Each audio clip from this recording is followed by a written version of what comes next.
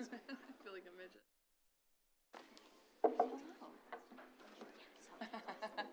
Just follow the leader.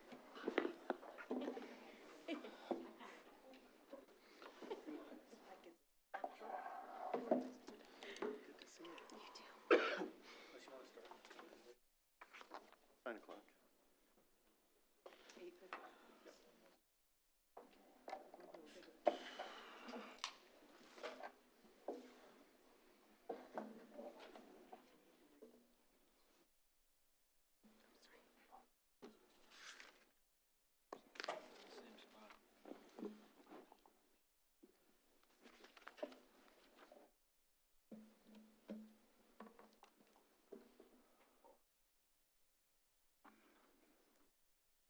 I cannot remember a time when it's been this quiet 1 minute at a time. Seems everybody wants to get started, Paul. Must have something to do. You got another 30 seconds.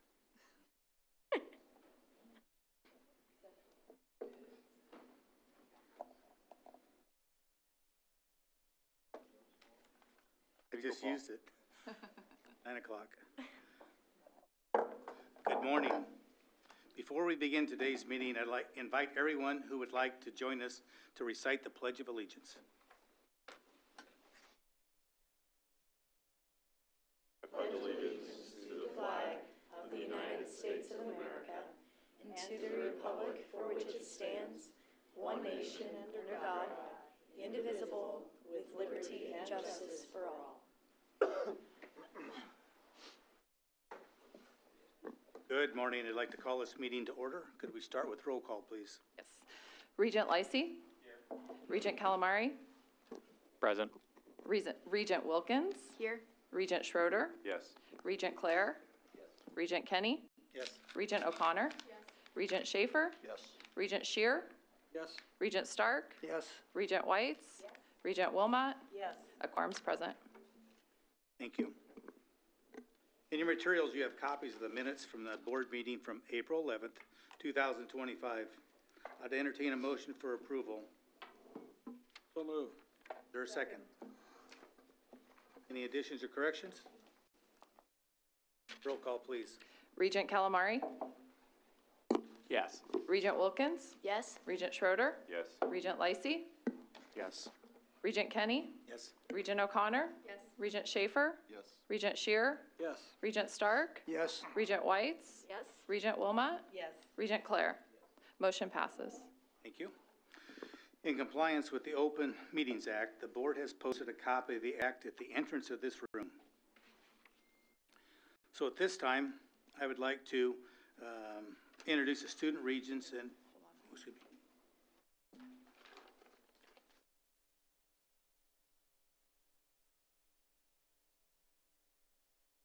Sorry, my bad. Go ahead. Thank you. Introduce the new student regents and faculty senate representative. Sam Schroeder joins us from the University of Nebraska at Kearney. Sam is from Seward, Nebraska, and is entering his senior year studying political science, public law, global peace, and security. He is a Kearney Law Opportunity Scholar with goals to attend the Nebraska Law School and eventually returning to rural Nebraska as a trained attorney. He is currently serving in his second term as student regent on the UN Board of Regents, a rare accomplishment among student regents. Sam has been involved in the honors program, St. Teresa's of Calcutta Newman Center, undergraduate research fellowship, Order of Omega Greek Honor Society, Pre-Law Society, and the NU Student Alliance. He has served in the student government since as he was a freshman, as also was president of Phi Kappa Alpha fraternity. Welcome, Sam.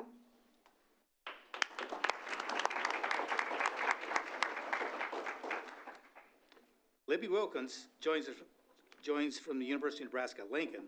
Libby is a rising senior agricultural leadership major with the College of Agricultural Science and Natural Resources and is originally from Ainsworth, Nebraska. She has held leadership positions in her college career, serving as a state FFA officer, personnel chair in a sorority Chi Omega, as a board member of the Catholic Newman Center, and is a mentor for high school sophomores in NHRI, Leadership Mentoring. Welcome, Libby.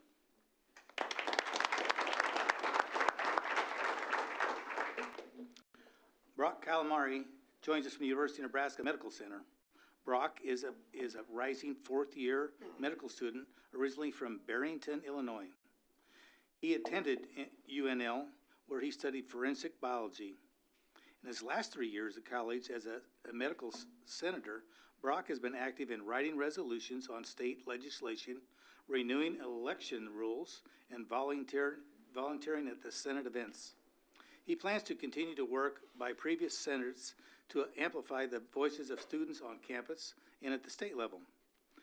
Many challenges face students, UNMC, and the wider healthcare field from all levels of government.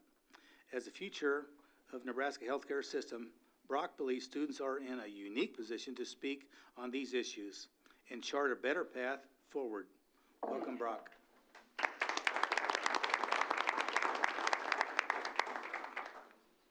Drew Lassie joins us from the University of Nebraska of Omaha. Drew grew up in Bridgeport, Nebraska, and graduated from Bridgeport High School in 2023. He is currently pursuing a degree in business administration with concentrations in management and leadership, as well as supply chain and logistics.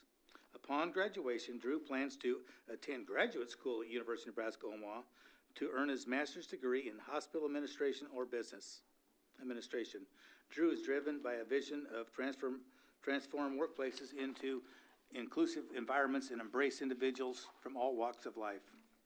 Drew is profoundly honored to hold the position of student body president and student regent.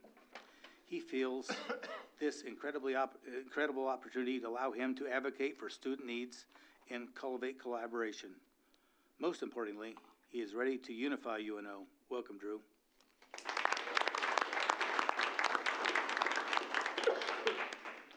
A very warm welcome to our student regents. The voice and presence of the student regents on this board is invaluable. We're so very glad to have them here. President Gold, as I look across the room, I see many new faces sitting at our Faculty Senate President's table. Would you be so kind to introduce them, please? Well, thank you, Regent Kinney. It is a privilege and an honor to introduce the distinguished faculty who are assuming important leadership roles at our university as our new Faculty Senate presidents. Dr. John Bauer is a professor in the geography program at UNK. He holds a Bachelor's of Science in Cartographic Science from Missouri State University and a doctoral degree in geography from the University of Kansas. John is trained as both a human geographer and a cartographer, and his research and teaching interests are found in topics in these two areas where they intersect. His publications include the geography of religion in the United States, the history of cartography, and a historical geography of travel and tourism in Nebraska. John regularly teaches courses in global geography, human geography of North America, cartography and map use, and satellite remote sensing. John was raised in a small town west of Chicago, Illinois, suburbs, and moved to Kearney in 2006, where he lives with his wife, Ann, his 3 teenage children. I do understand where insanity comes from, having raised a few of my own.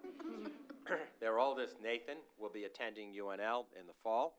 As an avid traveler and lover of local history and places, John is proud to have visited all 93 of Nebraska's counties and 45 of the U.S. states. Unfortunately, as I understand, John is unable to join us today due to a family commitment. I do get that, and attending in his place is the Faculty Senate President-elect, David Arredondo. And congratulations to John. And David, thank you for joining us today in his place. Let's welcome John. Next would be John Schrader, who is an associate professor in the College of Journalism and Mass Communication at the University of Nebraska Lincoln campus. John is an associate professor of broadcasting and sports media and communication and the coordinator of the sports media and communications program. He earned his bachelor's degree in broadcast journalism from the University of Nebraska-Lincoln and a master's degree with honors in mass communications from San Jose State University. He joined UNL in 2017 after 6 years at Long Beach State. John teaches sports broadcasting, sports media courses, including writing and reporting, and courses in the Honors College on issues and ethics in sport and race and gender and identity in sport, and regularly teaches UNL students in Spain in a class titled Global Sports, Media, and Entertainment. He spent 6 years teaching sports and journalism at Long Beach State, and before that, he was a radio and TV sports broadcaster for more than 30 years in San Francisco. John earned an Emmy Award for his work on a San Jose Sharks Stanley Cup playoff broadcast and was awarded Sportscaster of the Year by the Associated Press. His work has been featured on NPR stations, KCRW in the Los Angeles area, and, of course, Nebraska Public Media. Welcome, John, and thanks for being here.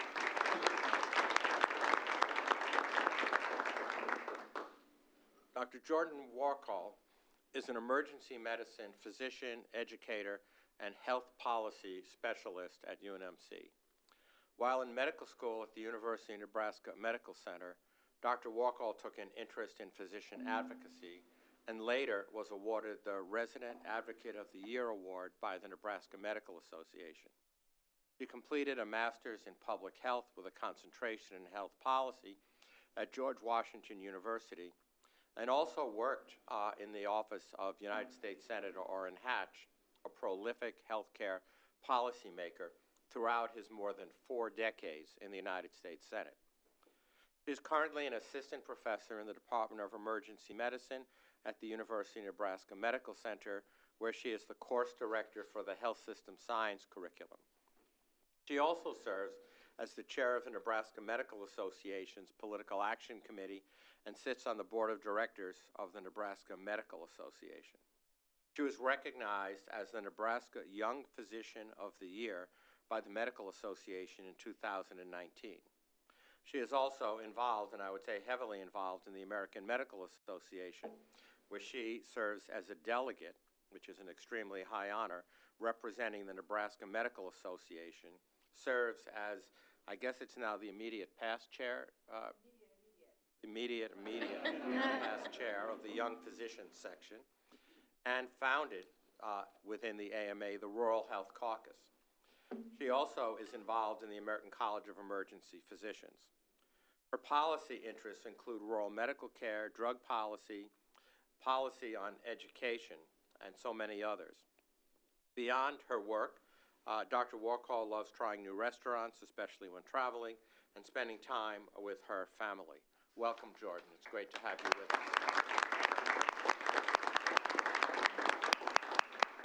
And finally, returning is Dr. Patty Bick. Dr. Bick is an associate professor of finance, banking, and real estate. And starting in this coming August, I understand, she'll become the department chair for finance, banking, and real estate at the University of Nebraska at Omaha. Dr. Bick received her doctoral degree in finance from Penn State and was a faculty member at Tulsa for 8 years before coming to UNO. Her areas of research include executive compensation, mergers, and acquisitions. She currently teaches the undergraduate capstone course for the business and finance concentration, as well as financial management for the master's, the MBA students. Patty is currently entering her second term as Faculty Senate President. And Patty, welcome back. It's great to have you with us. On behalf of the board and the senior administration of the university, we extend a very warm welcome to all of you. I'm not sure if most people realize that serving as Faculty Senate Presidents is something that takes you to the very top of your day jobs, and how much time and effort is involved in representing the all-important voice of the faculty. We truly appreciate your work, we appreciate your partnership, and look forward to working closely in this year ahead as we move our university forward. Back to you, Regent Kinney. Thank you. Thank you, President Gold. We'll now move on to kudos. At each Board of Regents meeting, we also take time to recognize those persons who, all too often, don't receive the recognition they deserve. The Board of Regents believes that it's vitally important that we acknowledge your commitment as well as your contributions to the university. You have been nominated by either a supervisor or fellow worker in honor of itself. As kudos recipients are announced, please come to the podium and join the regent making the presentation. Following each presentation, we'll take a picture that will appear on our website. The president, the chancellor, and the recipient's family and supporters will be in that photo. The first kudos recipient is Meredith DeHaven, is from the University of Nebraska at Kearney, and the award will be presented by Regent Schroeder.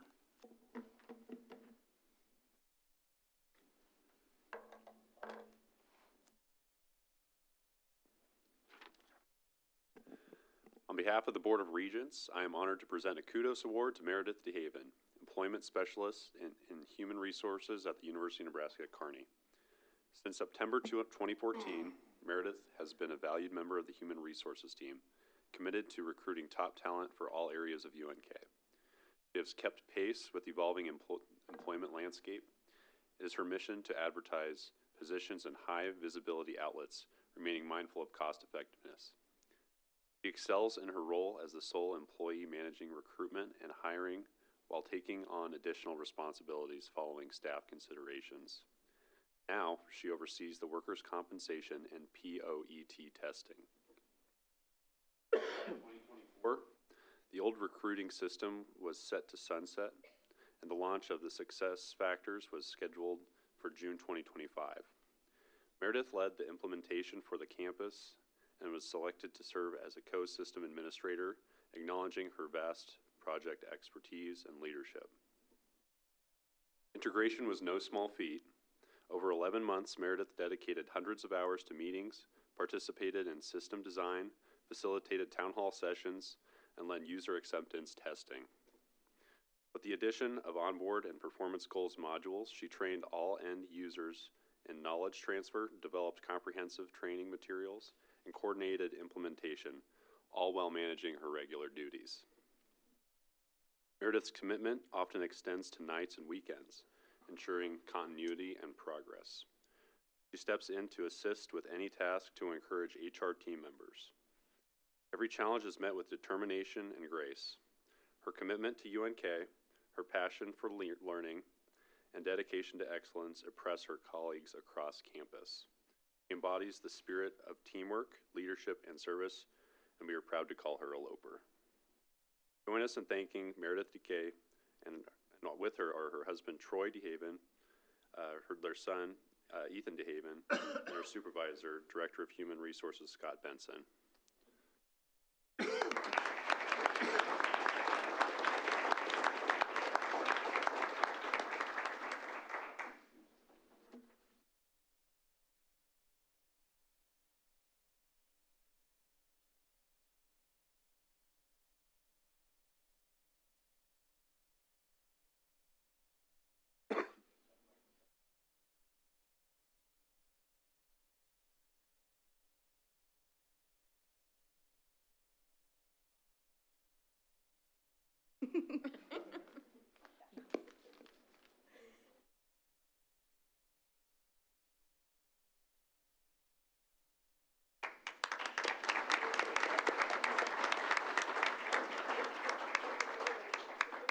Congratulations, Meredith. Regent Wilkins will present the Kudos Award to Sue Ellen Pigg from the University of Nebraska at Lincoln.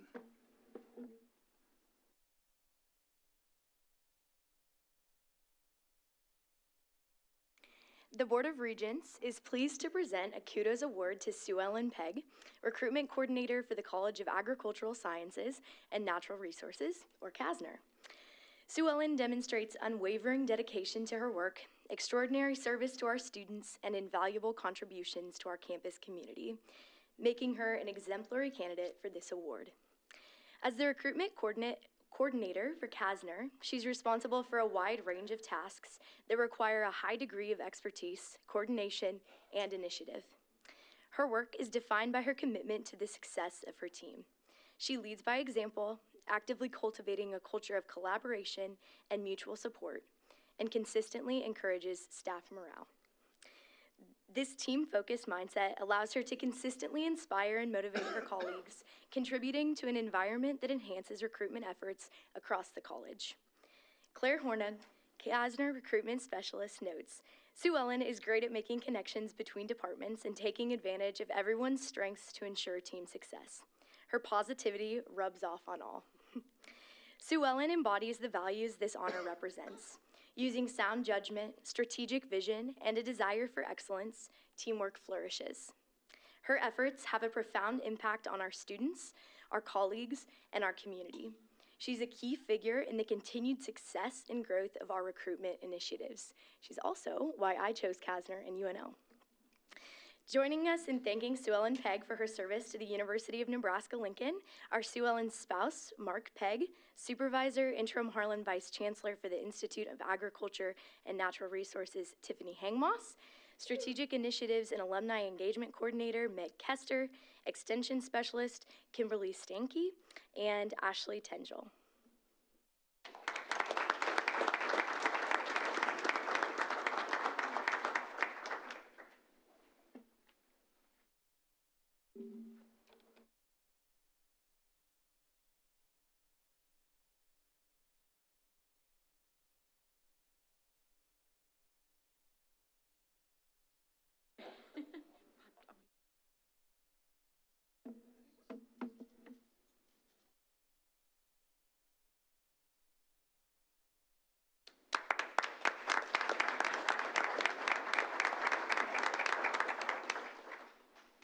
Congratulations, Sue Ellen.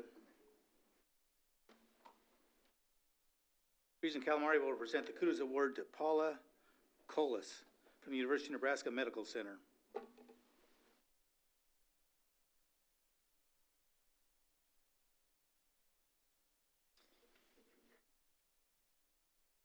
On behalf of the Board of Regents, I am pleased to present a Kudos Award to Paula Colas, Director of Financial Aid at the University of Nebraska Medical Center. Paula has helped students navigate paying for their education and managing their debt load, a difficult job, after graduation for the past 40 years. First, as a part of the work-study program at the University of Nebraska-Lincoln, and later as part of financial aid teams at the University of Nebraska at Omaha and Creighton University. In November of 2020, she joined the Financial Aid Office in UNMC's Division of Student Success. Paula's work ethic and commitment to students and UNMC is unparalleled, said one nominator. She is a steady force of calm in the midst of chaos, and her staff, colleagues, and students know that they can depend on her to deliver. Colleagues applaud Paula's knowledge, expertise, and flexibility in working through the changing financial aid landscape. Despite an incredibly challenging rollout of the simplified FAFSA, she kept students and colleagues informed about what to expect. And she is a selfless collaborator, always carrying more than her fair share of the weight when partnering with others. Today, Paula is joined by her spouse, Glenn Colas, her son, Connor Colas, Phil Covington, the Supervisor and Vice Chancellor of Student Success, and Jane Meza, the Vice Chancellor of Academic Affairs. Join me in thanking Paula for her commitment to helping UNMC graduates and student health professionals navigate the world of financial aid and fulfill their career goals.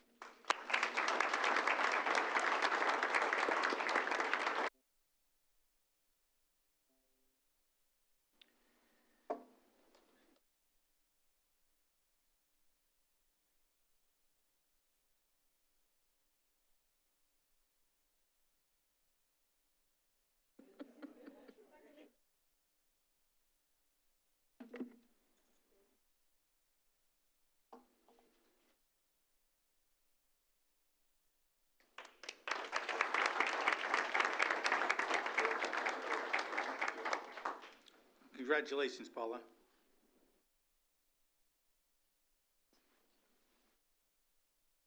Regent Lacey will present the Kudos Award to Abby Hendricks from the University of Nebraska at Omaha.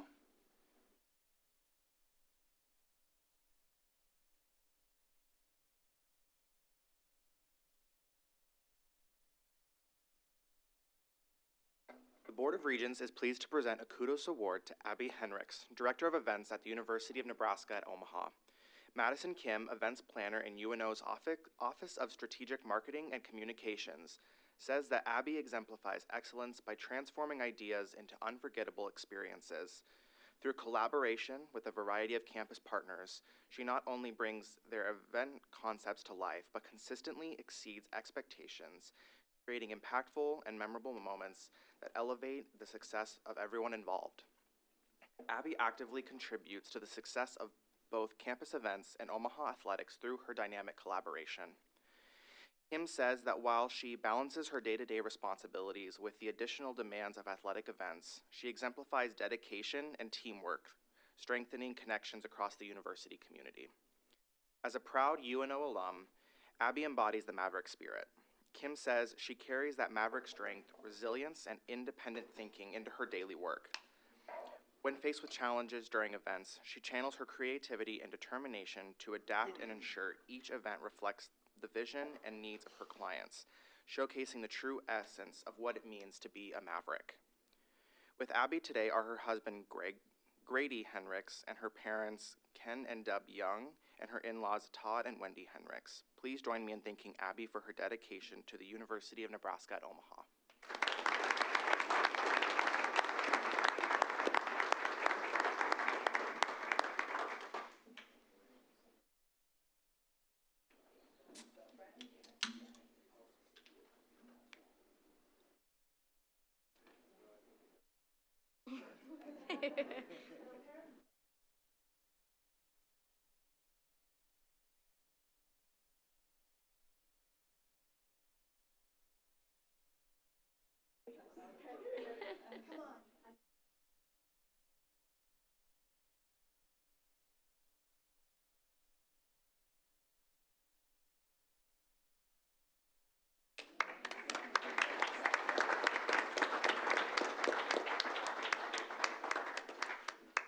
Congratulations, Abby.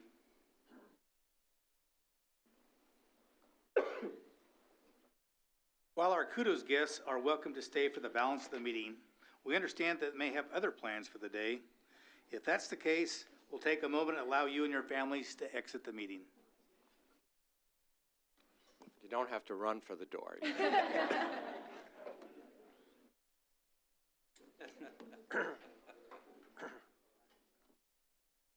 o'clock somewhere.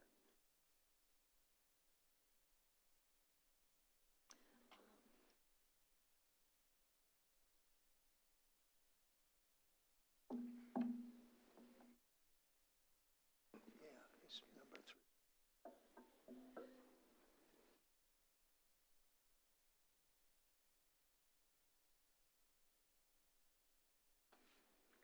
Each year, the University of Nebraska recognizes the best and the brightest amongst our students in different ways. One such way is via the Regents Scholars. Regent Schaefer would like to, at this time to read a resolution that expresses our continued support for this particular scholarship. Regent.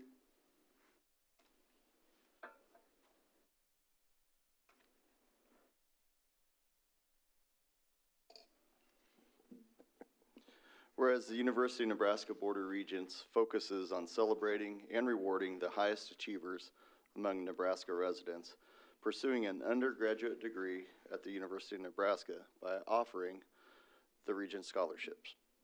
Whereas it is important that the standards for these awards remain consistent across the University of Nebraska system, that they are publicized in a consistent manner for potential recipients and their parents, and are adhered to in a consistent manner each year when determining who is to receive the award. And whereas the Board of Regents has determined that to remain consistent and to continue to recognize the distinct nature of the high academic achievements required to receive this award, this board will hereafter require a minimum threshold using a standardized test score that will be necessary for applicants to be eligible for the award. Now therefore, be it resolved that the Board of Regents of the University of Nebraska commits to establishing and hereafter adhering to a clearly established system-wide standard of achievement for eligibility for all Regents scholars on all campuses for applicants enrolling for the 2026-2027 academic year. and thereafter.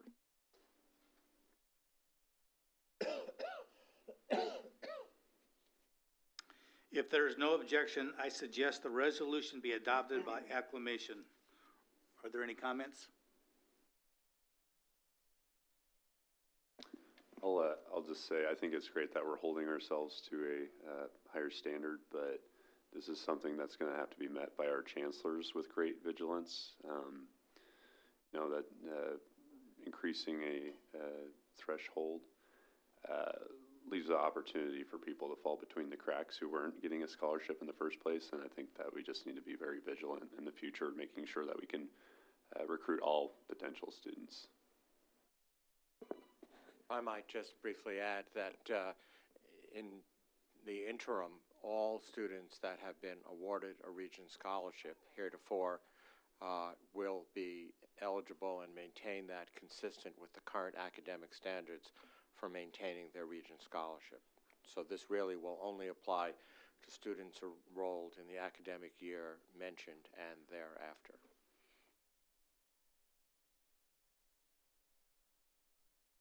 Anyone else?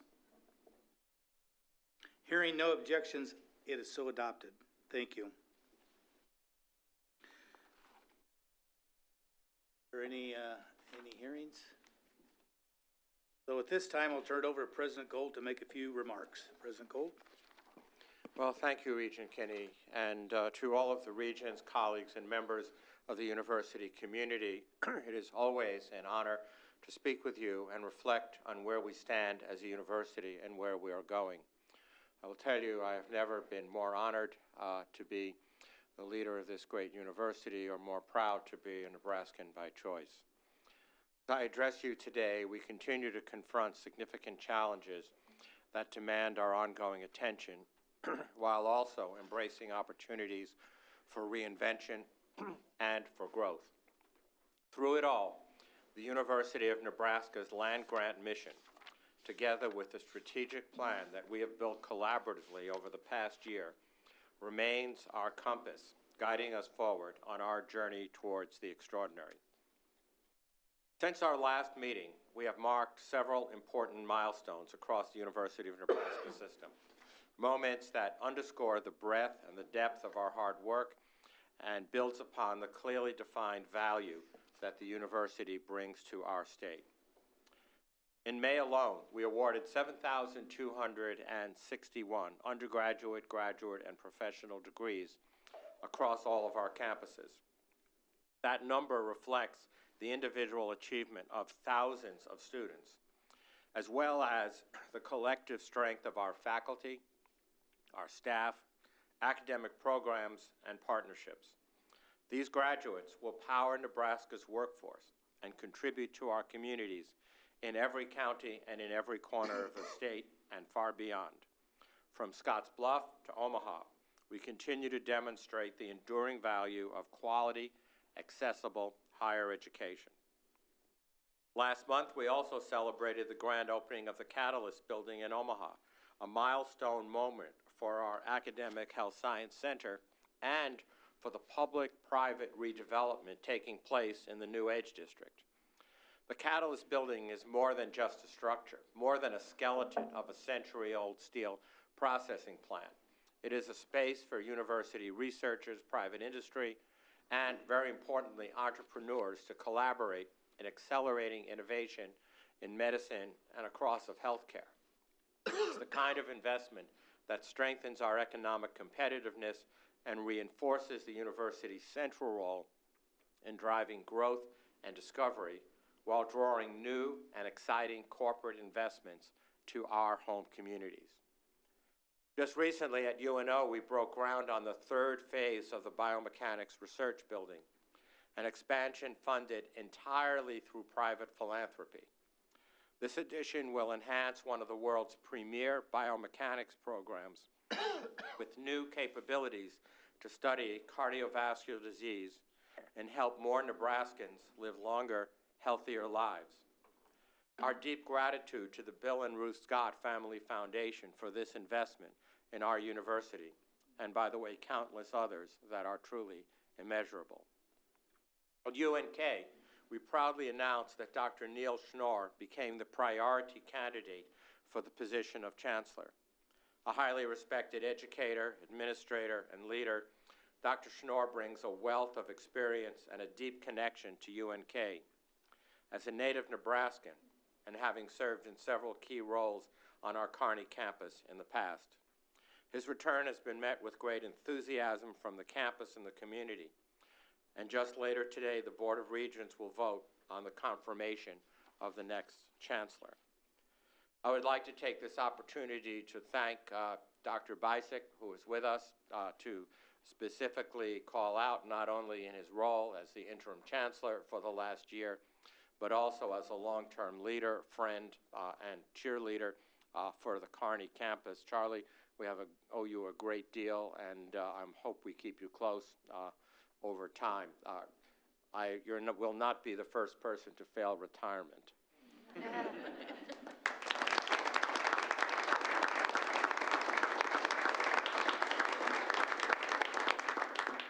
It's a contagious disease.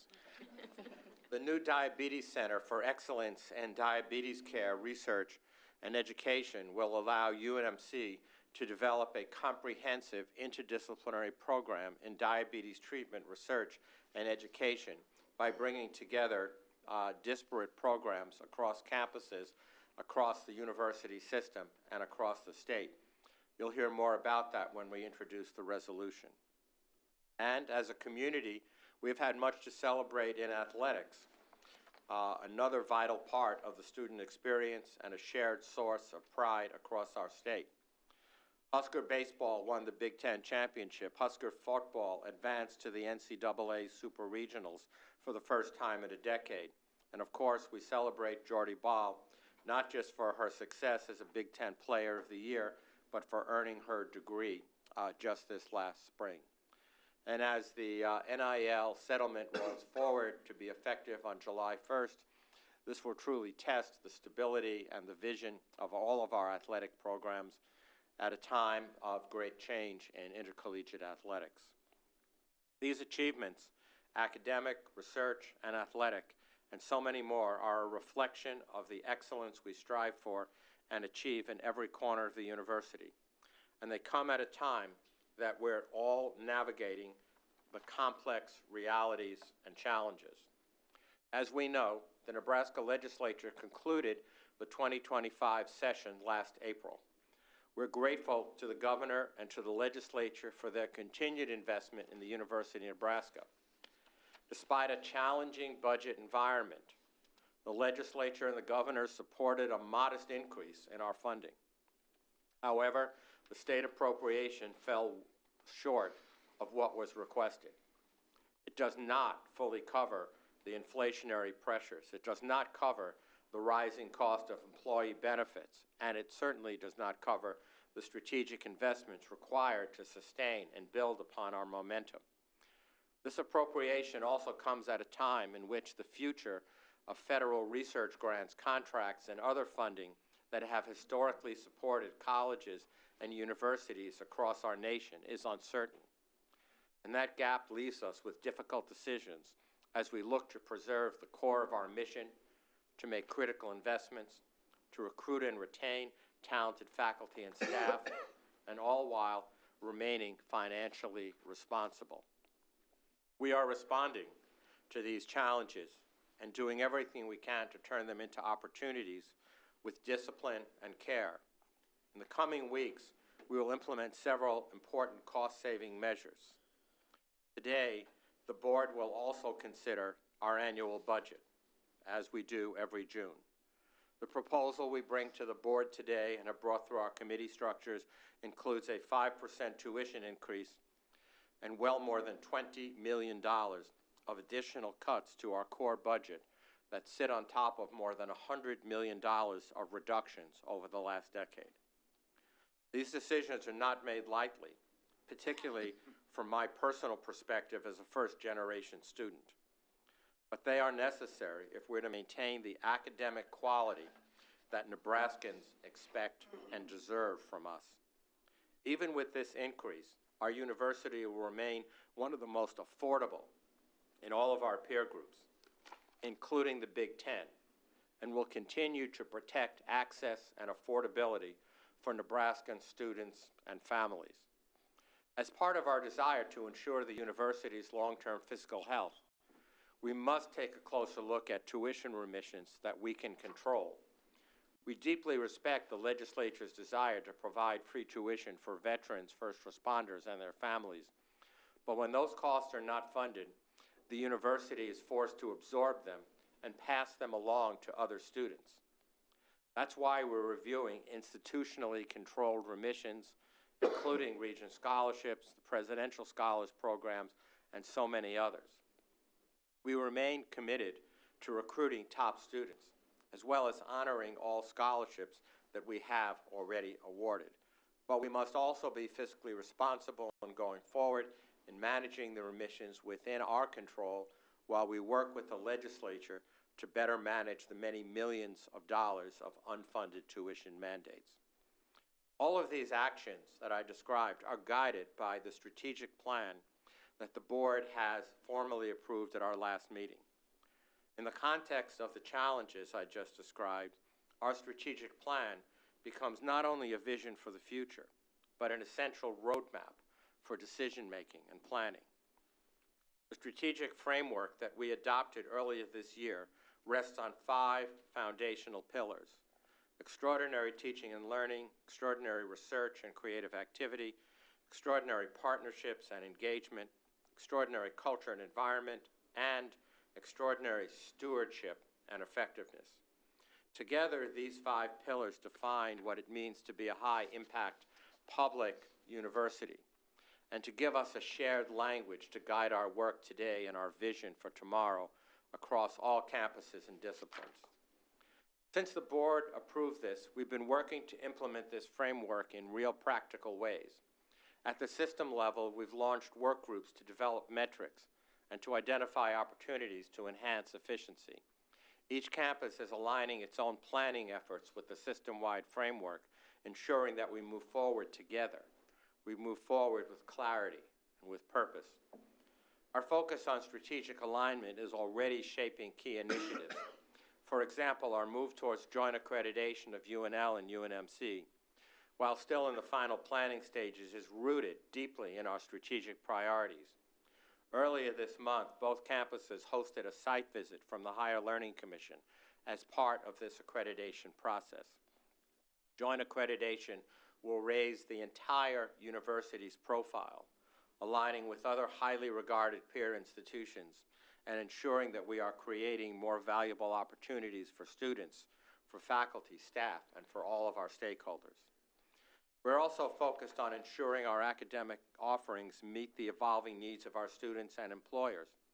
Later today, the board will consider several proposals that continue our work to simplify and modernize our several existing degree programs, as well as proposals to add new degrees and new programs. These new degrees on the agenda today include a new undergraduate degree in robotics engineering and one in multidisciplinary studies, both at UNL.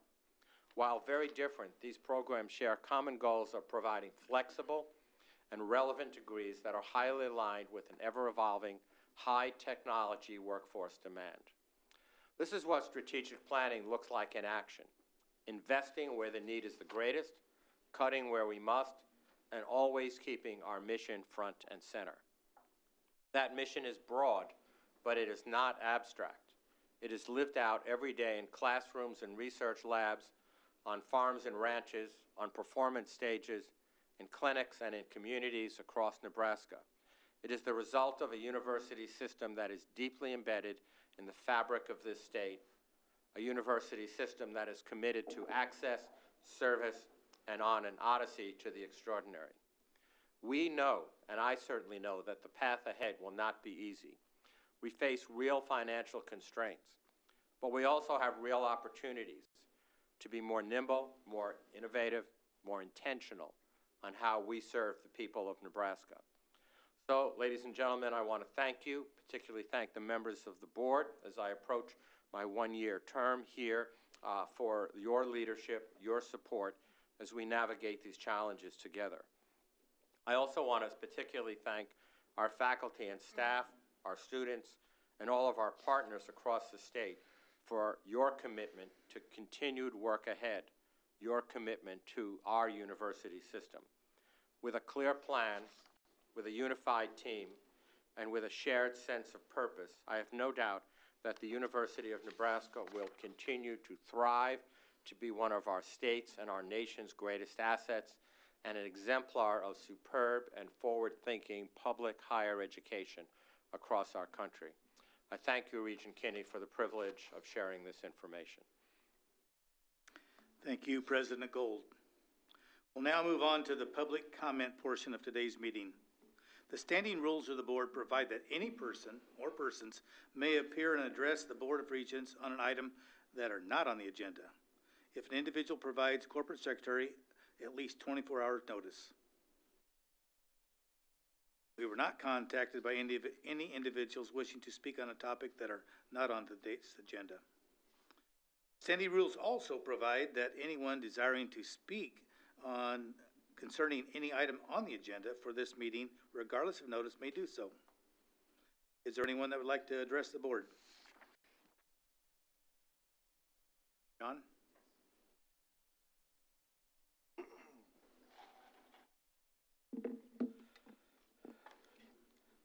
Good morning, Board and President Gold, and thank you very much for the warm welcome this morning. We appreciate it. I'm John Schrader, Faculty Senate President of UNL.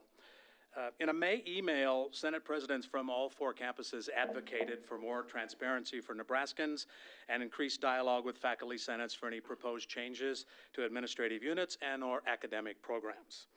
You are reviewing these bylaws, so we thought it would be an opportune time to update the language to reflect the desired fundamental rules governing the University of Nebraska system. Board of Regents bylaws section 2.12 gives shared governance to faculty senates across the campuses. In the spirit of shared governance, we would make 2 requests. 1, formal consultation with campus-based faculty governance bodies prior to any final decision regarding the consolidation of or elimination of administrative units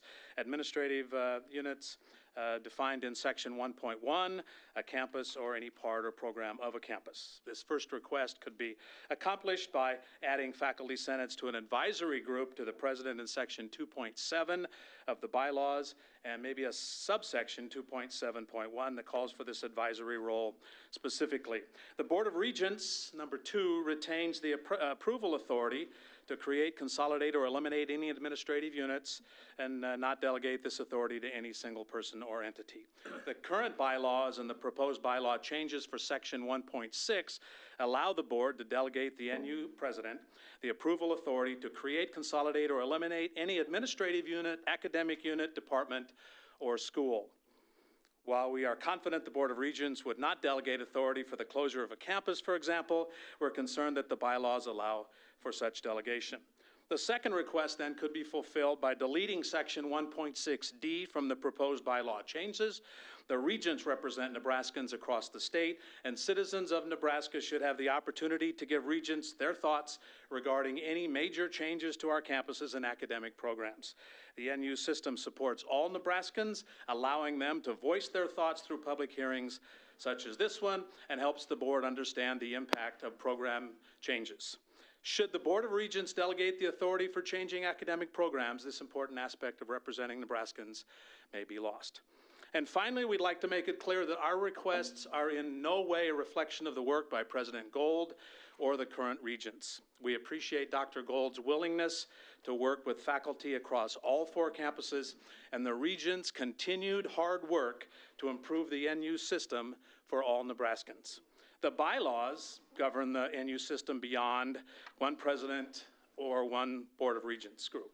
As you discuss the bylaws today, we, the representative body for all faculty across the NU system, hope you'll amend the current bylaws proposal by deleting the proposed 1.6D and adding faculty senates as an advisory group to the president in section 2.7. Thank you very much for your time, and we provided written remarks. Thank you. Thank you, John. Mary Jane?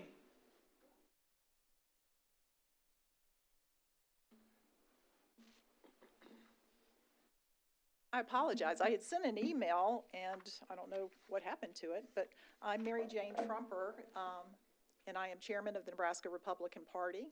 I'm here today to speak to you briefly about the uptick in anti-Semitism, anti-Catholic rhetoric, and even anti-Muslim rhetoric that is happening now. We don't have to look far in this world to see what is happening. We had 200 Nigerian Christians that were burned to death by jihadists in Nigeria last Friday. We are on the brink of another Middle East war. And if you look here in the United States or on college campuses in our cities, there's a definite uptick in anti-Semitism, violence, anti-Catholics sentiment. Catholics have been, our own government has put us on watch list. So the reason I'm here, though, was the recent incident where there was a mockery of the Catholic Mass by a doctoral student. And I want to say that I realize that the student handbook probably has a list of things that you're not allowed to do, but that can't encompass everything, and that does not make for an ethical decision. Just as Nebraska law, everything that is legal is not ethical. And so I would ask all of you to look at developing an ethical guideline, if there's one there, to review it. And some of these issues need to be addressed because I don't see them getting any better, especially with the state of the world. And I worry about the safety of everyone, and not just, any particular group, but everyone. And if we let this rhetoric and these kind of actions increase, and I'm a free speech person. I very much believe in civil liberties. I don't think that every provocative idea is a good idea, and I certainly don't think every provocative idea deserves a doctorate. So I just ask that there be some wisdom, some review, some thinking about these actions. And I would also, as I told my son when he was growing up, doing nothing is a decision too, and we're held accountable for that. So I would just ask that doing nothing not be the option here, and that we address it before it gets even more out of hand. And so that's what I have to say today. Thank you for your time, Dr. Gold, and Regents. Thank you, Mary Jane. Is there anyone else who would like to address the board on a topic that is a part of today's agenda? If so, please come forward, identify yourself, and complete the sign-in sheet before you leave. You will have 3 minutes to address the board.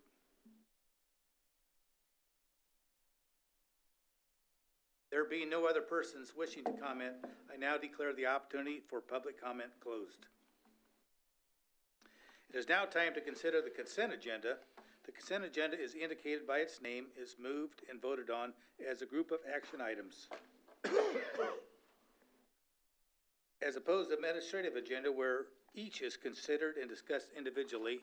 With that said, unless one of my colleagues on the board wishes to consider any of these items on the administrative agenda separately, we would invite a motion to approve the consent agenda. Is there a second? Any comments? Any comments? All in favor? Just roll call. Roll call. Regent Wilkins, Yes. Regent Schroeder, Yes. Regent Lacey, Yes. Regent Calamari, Yes. Regent O'Connor, Regent Schaefer, Yes. Regent Shear, Yes. Regent Stark, Yes. Regent Wilmot, Regent Whites, Yes. Regent Wilmot, Regent Claire, Regent Kenny. Yes. Motion passes. Thank you. I'd like to ask President Gold to walk us through the items that are on the administrative agenda. President? Thank you, Regent Kinney. Item 11A1 seeks your approval for programs reviewed at UNK, UNL, and UNO. Each major or individual degree slated for review has been analyzed using the productivity thresholds established by the Coordinating Commission of Public Higher Education, better known as the CCPE. The Board of Regents is asked to approve the report after doing so and forward it to the CCPE.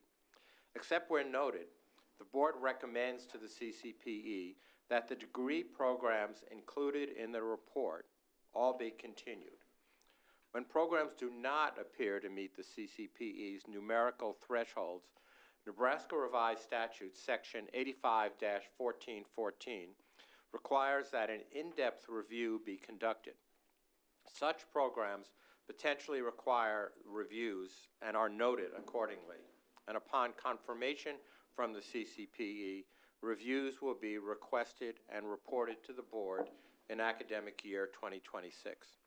This item was reviewed and recommended by the Academic Affairs Committee, and I recommend it to you for your approval today. Is there a motion to approve 11-A-1? Is there a second? Any comments? Roll call, please. Regent Schroeder? Yes. Regent Lysy? Yes. Regent Calamari? Yes. Regent Wilkins? Yes. Regent Schaefer?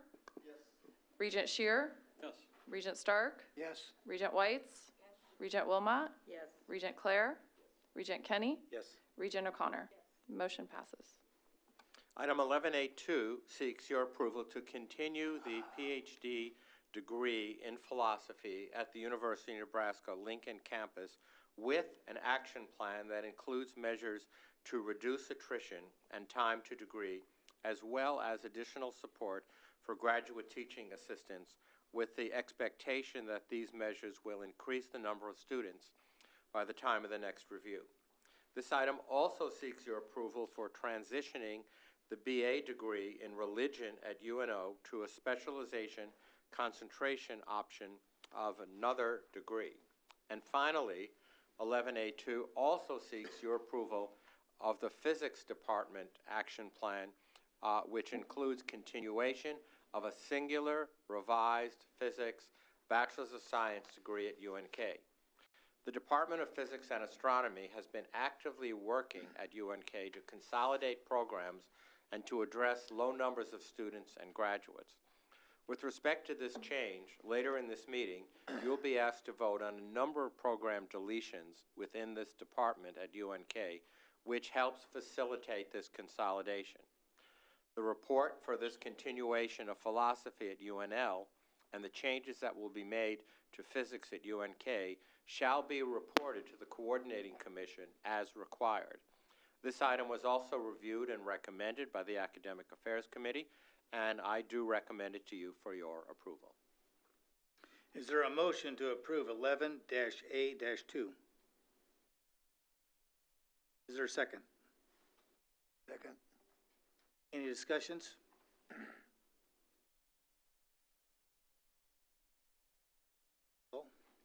Regent Lysy?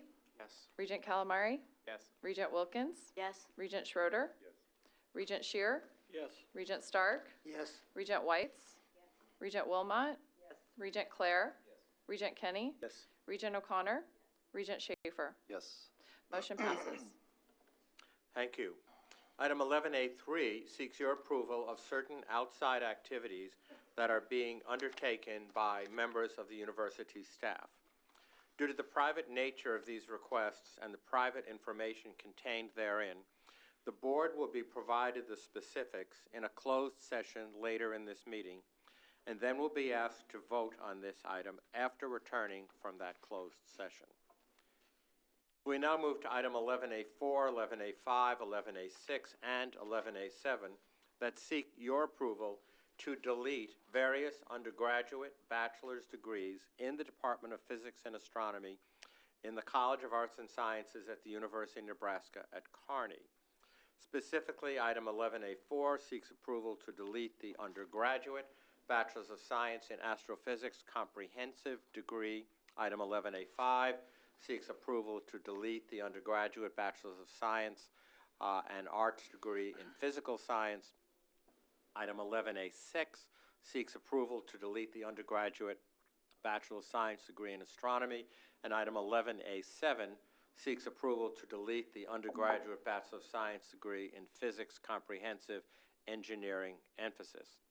These deletions are each proposed as part of the strategic alignment of the Department of Physics and Astronomy in consolidating multiple existing majors into a streamlined structure as referenced previously. This will offer a comprehensive degree with distinct subject emphasis rather than separate degree programs. Again, these items were carefully reviewed and each are recommended by the Academic Affairs Committee, and I recommend them to you today for your approval. Is there a motion to approve 11A 4, 5, 6, and 7? Tim makes the motion. Is there a second?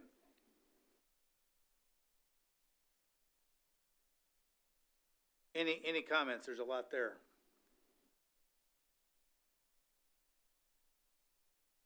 Seeing none, roll call. Regent Wilkins? Yes. Regent Schroeder? Yes. Regent Lysy? Regent Calamari? Yes. Regent Whites? Regent Wilmot? Yes. Regent Clare? Yes. Regent Kenny? Yes. Regent O'Connor? Yes. Regent Schaefer? Yes. Regent Shear? Yes. Regent Stark? Yes. Motion passes. Thank you. Item 11A8 seeks your approval to delete the undergraduate Bachelor's of Science degree in Spanish Translation and Interpretation Comprehensive offered by the Department of Modern Languages in the College of Arts and Sciences at the University of Nebraska at Kearney.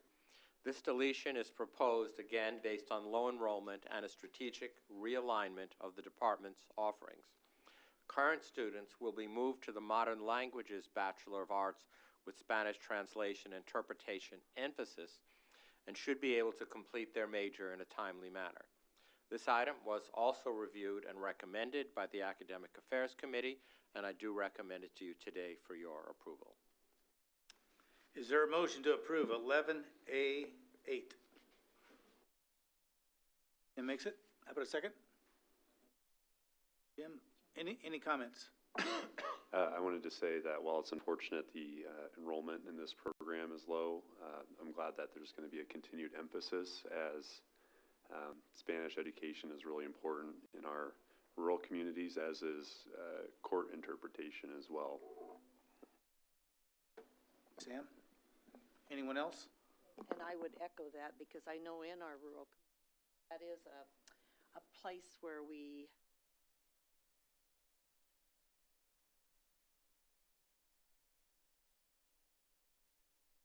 that emphasis is going to be.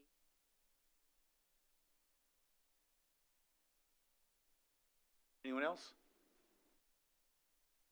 Roll call, please. Regent Schroeder? Yes. Regent Lysy? Yes. Regent Calamari? Yes. Regent Wilkins? Yes. Regent Wilmot? Yes. Regent Clare? Yes. Regent Kenny? Yes. Regent O'Connor? Yes. Regent Schaefer? Yes.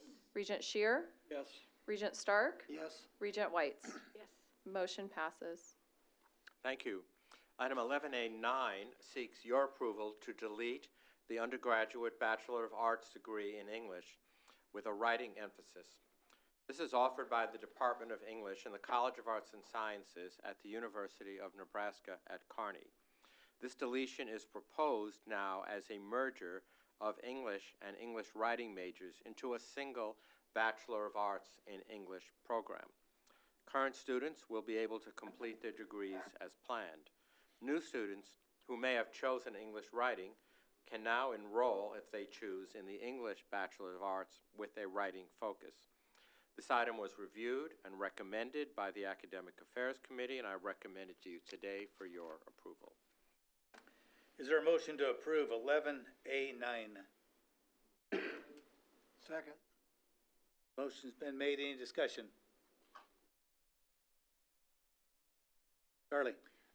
Regent Kenny, I would simply like to say that the combination of the 5 changes in physics and now Spanish interpretation along with English are all part of a continuing effort to address the notion of simplification and modification that President Gold mentioned, with the idea that we focus on those areas that provide a significant return and for which we know there is demand, but at the same time we keep open those options for students to follow pathways in areas of emphasis or cognate areas, if you like, to address needs across the state of Nebraska. It'll be a process that continues. Charlie, the board appreciates that. Any other questions, comments?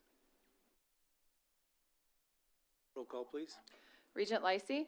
Yes. Regent Calamari? Yes. Regent Wilkins? Yes. Regent Schroeder? Yes. Regent Clare? Regent Kenny? Yes. Regent O'Connor? Yes. Regent Schaefer? Yes. Regent Shear? Yes. Regent Stark? Yes. Regent Whites? Yes. Regent Wilmot?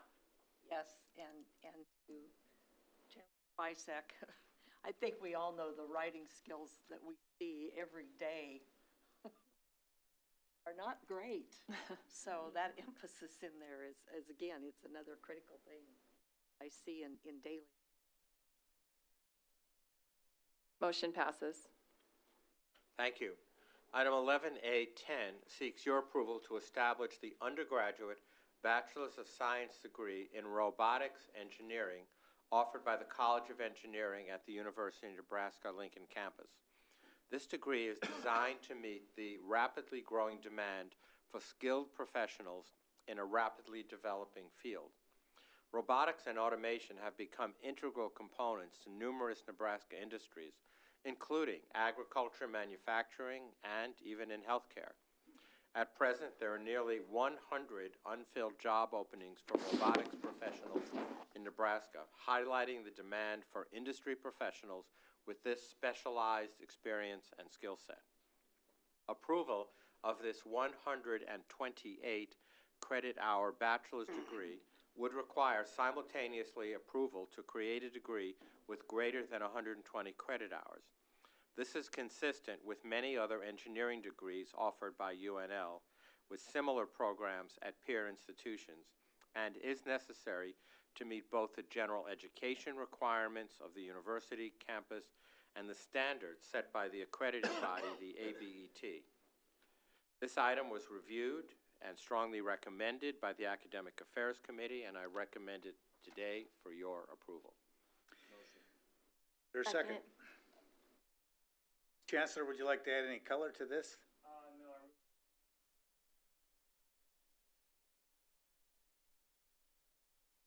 We're very excited to add this to our degree offering in our College of Engineering. And I really want to compliment Dr. Button and Dean Lance Perez for their leadership in bringing this program forward, and then certainly working with David Jackson and Academic Affairs here at Varner Hall to help us get it across the finish line.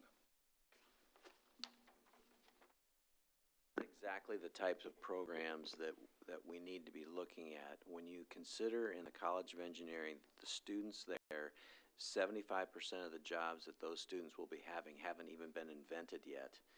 This is exactly the type of program that gets us out front to prepare our students for the challenges that are going to face them upon graduation and in their life, and we are doing a better job by offering these types of courses, these types of programs, because it will prepare them for those challenges.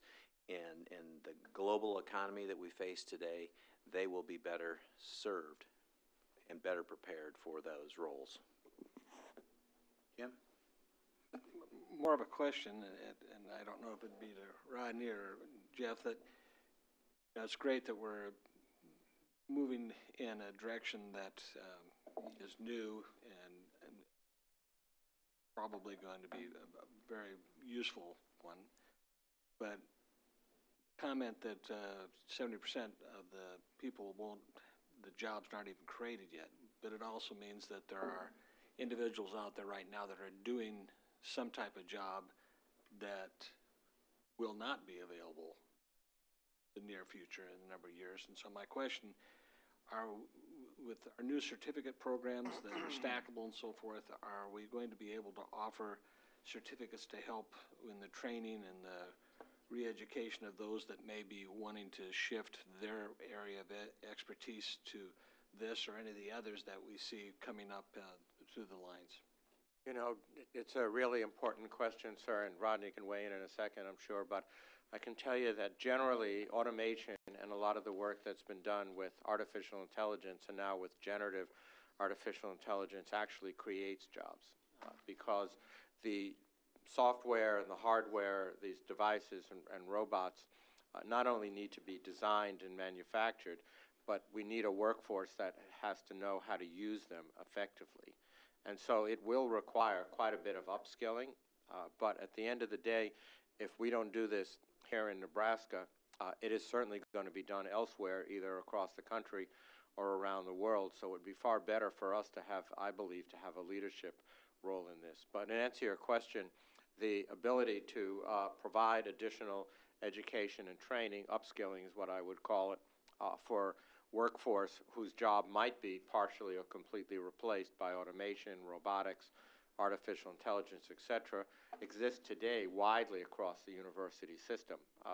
It's just a matter of making sure the individuals who are, you look at agriculture today, I mean, it is totally changed by satellite imaging, by the use of drones and automation and fertigation and several other areas. You look at healthcare, I remember when robotics was first rolled out in surgery, that it became a really, really rare opportunity. But right now, any large medical center in the United States, or even moderately small ones, offer robotic surgery because it improves quality of life, shortens operative time, discomfort, hospitalization, etc.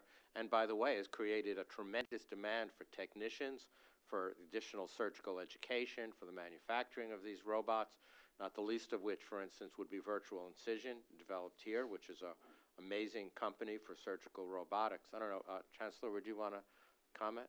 I think President Gold is exactly correct in everything that he just said. The only thing I guess I would add is that we see this as an opportunity to continue what President Gold and I have been talking a lot about in terms of partnerships with our state colleges and community colleges. The presidents of those institutions are very interesting in how we can do some interdisciplinary collaborative work to make sure that as those students are matriculating at those levels, that they're able to sort of continue their education and training through programs offered by the University of Nebraska. So I think a very comprehensive approach of what we're doing, but also taking into consideration the partnership opportunities that are available across higher education in the state of Nebraska, give us limitless opportunities to how to meet the current workforce needs and how to provide additional training. Thank you. Anyone else? Roll call, please. Regent Calamari? Yes. Regent Wilkins? Yes. Regent Schroeder? Yes. Regent Lacey? Yes. Regent Kenny? Yes. Regent O'Connor? Yes. Regent Schaefer? Yes. Regent Shear? Yes. Regent Stark? Yes. Regent Whites? Yes. Regent Wilmot? Yes. Regent Clare? Motion passes. Thank you. Item 11A11 seeks your approval today to establish the undergraduate Bachelor of Arts and Bachelor of Science degrees in modern languages by merging the current French and German majors offered by the Department of Modern Languages and Literatures in the College of Arts and Sciences at the University of Nebraska. Students will complete didactic, clinical, and practicum courses. Currently, the Department of Modern Languages and Literatures offers both French and German majors for the Bachelors of Arts and the Bachelors of Science. Proposed modification will join them into a single major, Modern Languages, with the option in French and an option in German. If the merger is approved, the individual majors in French and in German will be discontinued for new students and deleted after all of the current students pursuing these programs have completed them. This item was also reviewed and recommended by the Academic Affairs Committee, and I recommend it to you today for your approval. Thank you. Is there a motion to approve 11A11? Second? Second. Motion's been made. Any second? Any further discussion?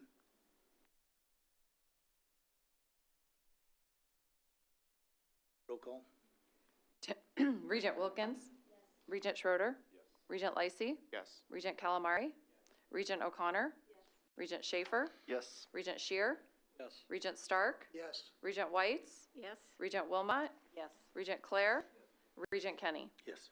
Motion passes. Thank you. Item 11A12 excuse me, seeks your approval to establish the undergraduate Bachelor of Arts and Bachelor of Science degrees in multidisciplinary studies to be offered by the College of Arts and Sciences at the University of Nebraska, Lincoln. This new major was designed to address an unmet need at UNL, allowing students to complete their degree in the most efficient and cost-effective way possible. The multidisciplinary studies major is a viable option for any student or former student with college credit but no degree, who has completed either at UNL or elsewhere 60 or more UNL degree applicable credit hours. While the major will be unique to each student pursuing it, its simple structure, with 2 core courses and 3 focus or theme components, make it much easier to plan and for a non-traditional student to pursue. Completion of a 4-year college degree is often a requirement for many jobs in many employment sectors. Many of those jobs do not require a specific major, but rather the broad, transferable knowledge and skills that college graduates possess. This degree will help prepare those students for jobs that have exactly these types of requirements. This item was reviewed and is recommended by the Academic Affairs Committee, and I recommend it to you today for your approval. Is there a motion to approve 11A12? Moved. One of you can be the second. We don't care. Any comments? Yeah, so for a very long time, I've heard the board and campuses talk a lot about looking at the duplication and overlapping of certain services and kind of eliminating those. And to my knowledge, UNO already kind of has a well-established multidisciplinary major. And I actually would like to extend my privilege of speaking to Chancellor Lee to shed more light on this. Thank you, Chair, and thank you, Regent, for asking this question. While I can speculate the great intention of the current proposed Bachelor of Arts and Bachelor of Science at Lincoln in the multidisciplinary studies, I feel compelled to inform the board that UNO actually has a Bachelor of Multidisciplinary Studies since 1951. And currently, spring 2025 enrollment is 768 students. In academic year 24-25, we have 262 completions. So as I indicated, I actually appreciate a great intention, but I do believe that that could create a market confusion in explaining to our learners within the state of Nebraska. So I feel like I need to point it out to you. I do have a question on this. So would most of the programs involved in it be like asynchronous or like online learning?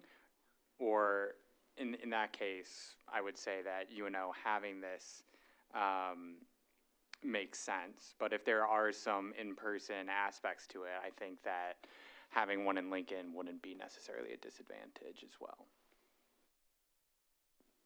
Chancellor. Thank you, Chair. Thank you, Regent, for asking such a question. The program actually at UNO began offering distance education courses in 1997 and an entirely online degree in 2007. The program at UNO is created to be a flexible program that have 2 pathways, focusing on area of concentration and taking a broader approach with smaller areas of emphasis. When the time this program was created in 1951, I was not born. However, I must say that we can only speculate with the student body of UNO. This is extremely important for us to define that market space for urban university. In that program right now, we have over 30 concentrations are embedded across the college, leveraging college expertise and faculty workload. So we believe it's a campus level program. And we also advocate students, particularly military connected students, to enroll in this particular bachelor degree. So yes, we do have online. Chancellor Bennett, do you have any comments on this class? No, sir, I don't. But Chancellor Lee raised a question about duplication of programs. And while perhaps today is not the right day to have a conversation about duplication of programs, I certainly would welcome an opportunity for the board to explore duplication of programs, because I think there are significant programs that the University of Nebraska Lincoln has offered that other institutions have also been able to offer. So if the board has an appetite at some point going forward to do a deeper dive into how we handle the duplication of programs across the system, the University of Nebraska Lincoln is certainly willing to have that conversation. I think the very specific question was asked, though, whether this new program concentration at UNL would be an in-person traditional program Would it be a purely online program, and meaning would it offer opportunities to students that chose to be on the Lincoln campus? I think that was the question that was asked. Well, and Dr. Button is here. I'll defer to him if he'd like to go to the podium, Dr. Button, the center podium, and maybe address that question specifically. Dr. Button is our interim executive vice chancellor for academic affairs. Good afternoon. Yes, so the majority of these courses are going to be in person on our campus. There will be some options for students to take courses online, but it's substantially an in-person program. Some of the other distinguishing features of this program is that it's specifically targeted for students who have already completed 60 credit hours of their college education, and this is a way for them to get that degree completed.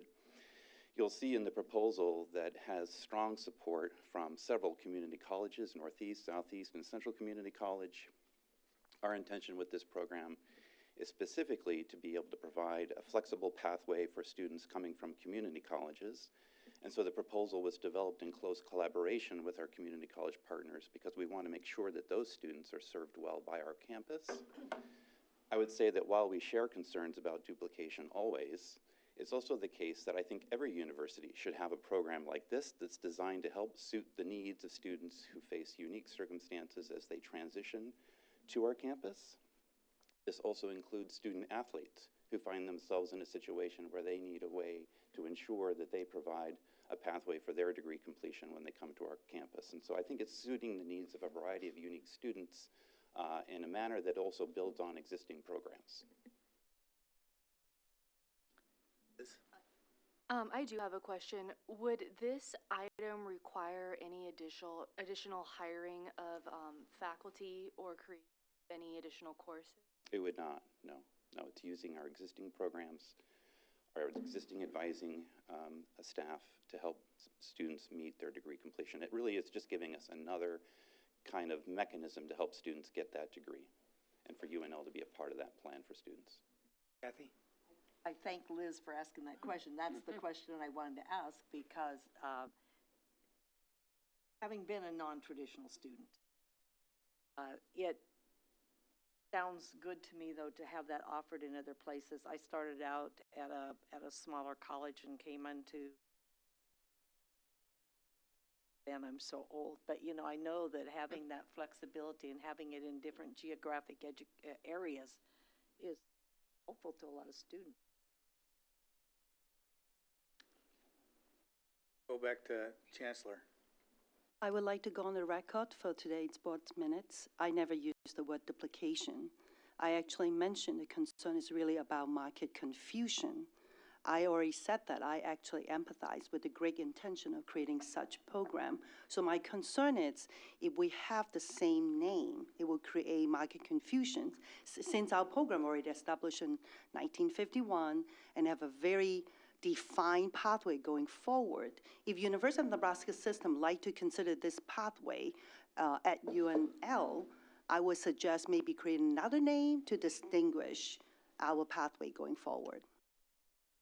Barbara, did you have a? One of the things that strikes me about all the things we're doing in this section around becoming more flexible, offering opportunities for students, I think we need to also pay attention to having a very robust advisory system because these changes are somewhat complicated even for those of us who have been in the system for a long time.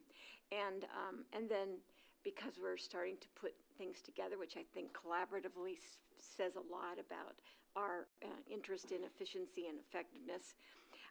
One of the things I think that we need to consider is how this gets communicated to people who are first-time college student generations, people who perhaps come from other areas of the world. And I really think advisement as we go forward is going to be a critical piece for us. And I want to make sure the board knows that I'm very much interested in that. Jim? Well, I understand the concern by UNO for the protection of its current program, and it may be semantics, but if we are approving this, is it the type of class or structure, or can you simply have the ability to name it something differently to stop the confusion with UNO? They've worked very hard to establish that. And as well, because they are similar, I mean, if it's just the semantics of the title of the class, that I think, at least for the next 2 or 3 years, I'd like to see reviewed enrollment for both of them, because it doesn't make a lot of sense to rob Peter to pay Paul. If all we're doing is transferring students from one to the other and numbers remain the same, it may be a convenience, but the convenience then, if we're going to be fair about it, has to go then to UNK as well, or any of the other facilities that we have. I'm not trying to pick winners and losers as far as campuses. So I would, if UNL can name the degree or their program different than that of UNO under this motion, I can support it. If this is specific and they can't, then I would like to be able to amend the motion so that it allows UNL to make that change, because both should stand on their own. And if we've got a program that's 75 years old, one campus, and we now are going to allow another campus, regardless if it happened to be UNL or any of the others, and simply rename it exactly the same thing, I see that confusion. So that's my question. Do we need to amend this motion, or is that available under the current motion? I guess, how's this any different from having a business degree or an accounting degree from one campus? Well, I think to the extent it's not an accounting degree, it's titled differently. And so, and you probably have some degrees that are the same, but when you have only one campus that has that degree available, and it's been available for 75 years, I don't think it's asking too much to try to protect that interest by that campus. I guess I kind of see this a little bit along the line of what Rob just asked. I mean, we know what campus they're dealing with, and so if the titles are the same, I really don't personally see the confusion. There may be a layer to this I'm not seeing, but I agree, because there's a lot of degrees that are named.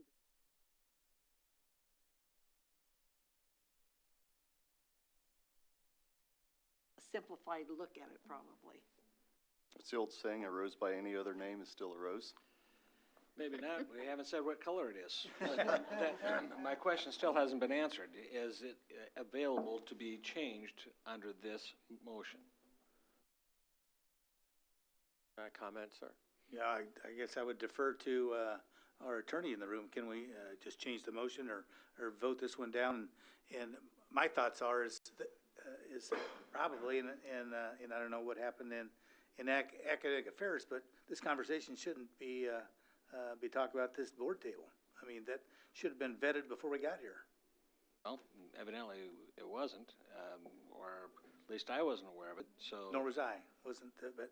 But that's maybe my stupidity. Maybe I wasn't listening. So I'm not going to say that it wasn't brought up or not. I mean, all of us miss things, but on the same hand, it is important, at least to me, on how I would vote on this motion. Would there be a concern with tabling this until the next meeting so that we can discuss this and hash these problems out? we have a motion on the floor, so we either have to pass or turn it back. Well, the motion to table is a secondary motion that can be made at any time. Jordan, smiling at me. Yeah. No, had enough experience on the floor of the House. We can. Depending on which.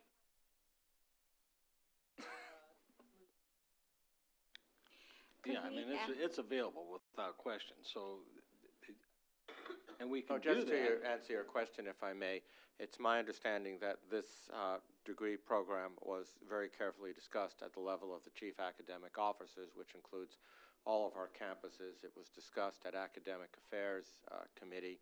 It was discussed at Executive Committee before creating the agenda for today, and it's here for your review. Having said that, I would also add that multidisciplinary studies is a term of art, very much like accounting or statistics or, fill in the blank. And it is typically offered at multiple sites. This particular program, because of the course offerings at UNL, is different by definition than the course offerings at UNO, then it would be different at the course offerings at UNK.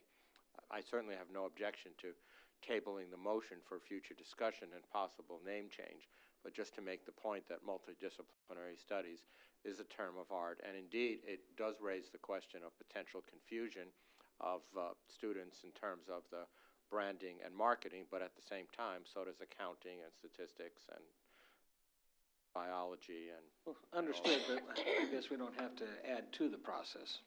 And to me, that's what we're doing. So if that's the case, I would offer a motion to table this until the August meeting. Motion to table, Barb, would you? Yeah, I just wonder if, Excuse me, hear but from our there's a motion, provost? we There's a got a motion motion on the Oh, floor, so there's a either motion. second or not, either way, but. Is there a second to? Second. Second. Motion's been made and seconded to table it. Question, though, is if we're going to put this off until August, how much does that delay us actually meeting needs that could benefit from this degree? Well, I would doubt very much that they're going to have it up and operational.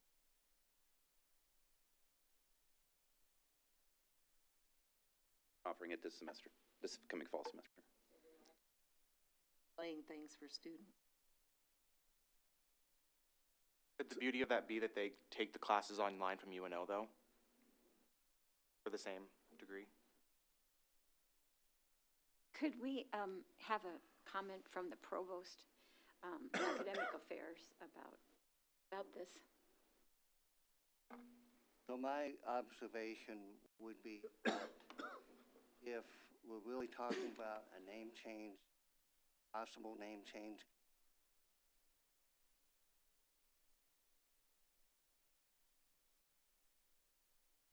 fundamental concept is acceptable and want to encourage and Thank you. I mean, consideration. that was my question. I didn't necessarily have to change it. I'm just wanting to know if it's permissible for that to be done so that there isn't the confusion and by the folks at UNO. And I appreciate their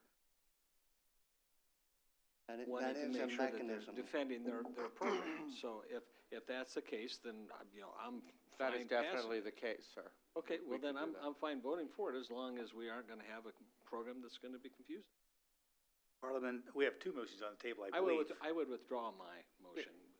I withdraw my second. We have the primary motion on the table to approve this program with an understanding that a recommendation for a name change will be proffered and executed by the Office of the President. Thank you. Anyone else? We want everyone's voice heard.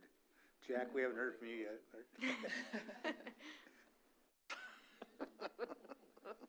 Anyone? That's a first. Thank you. Roll call. Regent Schroeder, Yes. Regent Lysy, Regent Calamari, Yes. Regent Wilkins. Yes. Regent Schaefer, Yes. Regent Shear, Yes. Regent Stark, Yes. Regent Whites, Yes. Regent Wilmot, Yes. Regent Claire, Yes. Regent Kenny, Yes. Regent O'Connor. Yes. Motion passes. Thank you, I think.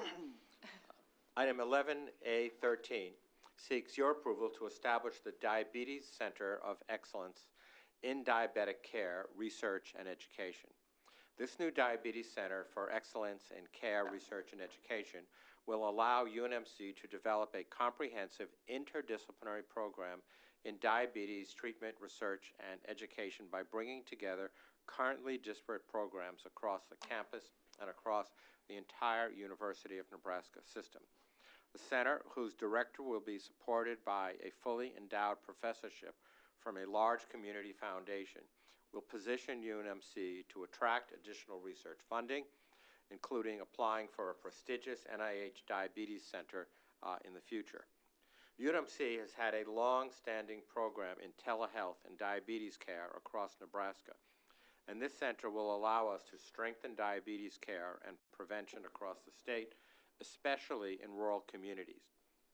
By attracting specialized personnel and additional research funding, the center will foster innovation in diabetes management to lower healthcare costs and address rural healthcare disparities through diabetes prevention and early diagnosis. This item was reviewed and recommended by the Academic Affairs Committee, and I recommend it to you today for your approval. Thank you, Mr. President. Is there a motion to approve 11A13? Move. Is there a second? Second. Are there any comments? I just would like to ask, I know it's a lot about research, so are we looking at additional state dollars that we're having to take during this time, or are we looking for these to all be outside dollars coming in? I'll throw that one back to Delhi. So thank you, Regent Wilmot. This is actually a very unique opportunity for UNMC and the state of Nebraska. I'll address your question in a moment, but I just want to point out that diabetes accounts for 10% of the population have diabetes, and that's not counting people with pre-diabetes. Healthcare costs of $400 billion, including over 300 in direct and another 90 in indirect costs. And so we have a lot of programs already across UNMC that are doing their own thing but not coordinated in any fashion. How this has all come together in a unique way is that we have a Diabetes Care Foundation, to your question, that has been very active, and one of the actors in that is actually an endocrinologist, which is a specialty that deals with diabetes, and they made a large donation to us. Part of that donation has been actually working for the last few years in Wayne and Hastings to try and reduce pre-diabetes and diabetes care, so directly addressing the care issue. They've also established a presidential chair. So we're going to have new resources flowing into this, and then we're going to pull resources from some of the other activities that are currently discoordinated and bring them together. The dean of the college has committed some funds to support this because it's such an important issue for the state. And so we feel like, in spite of all the conversations about budget, this is an important opportunity to leverage these external funds that we're getting and include our own resources to manage a problem that's hugely important to the state of Nebraska. I may comment a little bit more, Regent Wilmot. The predominant research that this center has been doing, and without being a formal Board of Regents designated center, and will continue to do, is clinical research. This is really about identifying and preventing pre-diabetes in rural communities and underserved communities in Nebraska, which is, Chancellor Davies says is at least a 10% challenge in our state.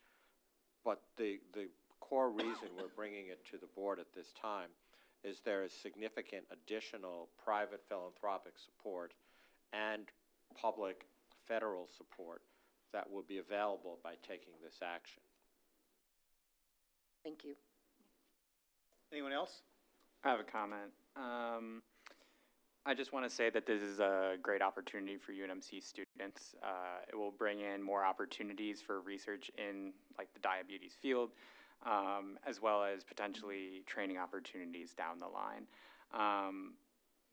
And you see diabetes and its sequelae in the hospital every day. And it's certainly something that students in any medical field are going to be approaching on a daily basis. So having this center will definitely enhance the education that UNMC can give. Thank you. Anyone else? Roll call. Regent Lacey? Yes. Regent Calamari? Yes. Regent Wilkins? Yes. Regent Schroeder? Yes. Regent Shear? Yes. Regent Stark? Yes. Regent Whites? Yes. Regent Wilmot? Yes. Regent Clare? Yes. Regent Kenny? Yes. Regent O'Connor? Regent Schaefer? Yes. Motion passes. Thank you. And the last item under academic affairs is item 11A14 that seeks your approval to eliminate the Center for Advanced Surgical Technology, also known as CAST, in the College of Medicine at the University of Nebraska Medical Center. The Center for Advanced Surgical Technology was established in 2004, and as technology progressed, it became a very successful partnership between UNL and UNMC that was ultimately commercialized through a company now known as Virtual Incision, an early-stage development company that manufactures and tests surgical robots. You may recall the recent news article of the robot being tested in the space station. However, there is no further active development at UNMC, and therefore the center is not needed, and therefore no longer needs any dedicated budget. This item was reviewed and recommended by Academic Affairs Committee, and I do recommend it to you for your approval today. Is there a motion to approve 11A14? So moved. Motion been made, need a second. Second. Any discussion? Again, just to talk about the historical significance of this unit, I think it's something we could all be very proud of. First of all, great collaboration between UNMC and UNO. Dr. Dmitry Olenikov and Dr. Shane Ferrido created this. This is now a multi-million-dollar company that's actually now commercialized, so something you can all be very proud of. But as President Gold points out, it's sort of a historical relic now, and it's not adding any value. So time to move on and recognize a great historical unit that we can all be very proud of as a university system. Thank you. Anyone else? Roll call, please. Regent Calamari? Yes. Regent Wilkins? Yes. Regent Schroeder? Yes. Regent Lacey? Regent Stark? Yes. Regent Whites? Yes. Regent Wilmot?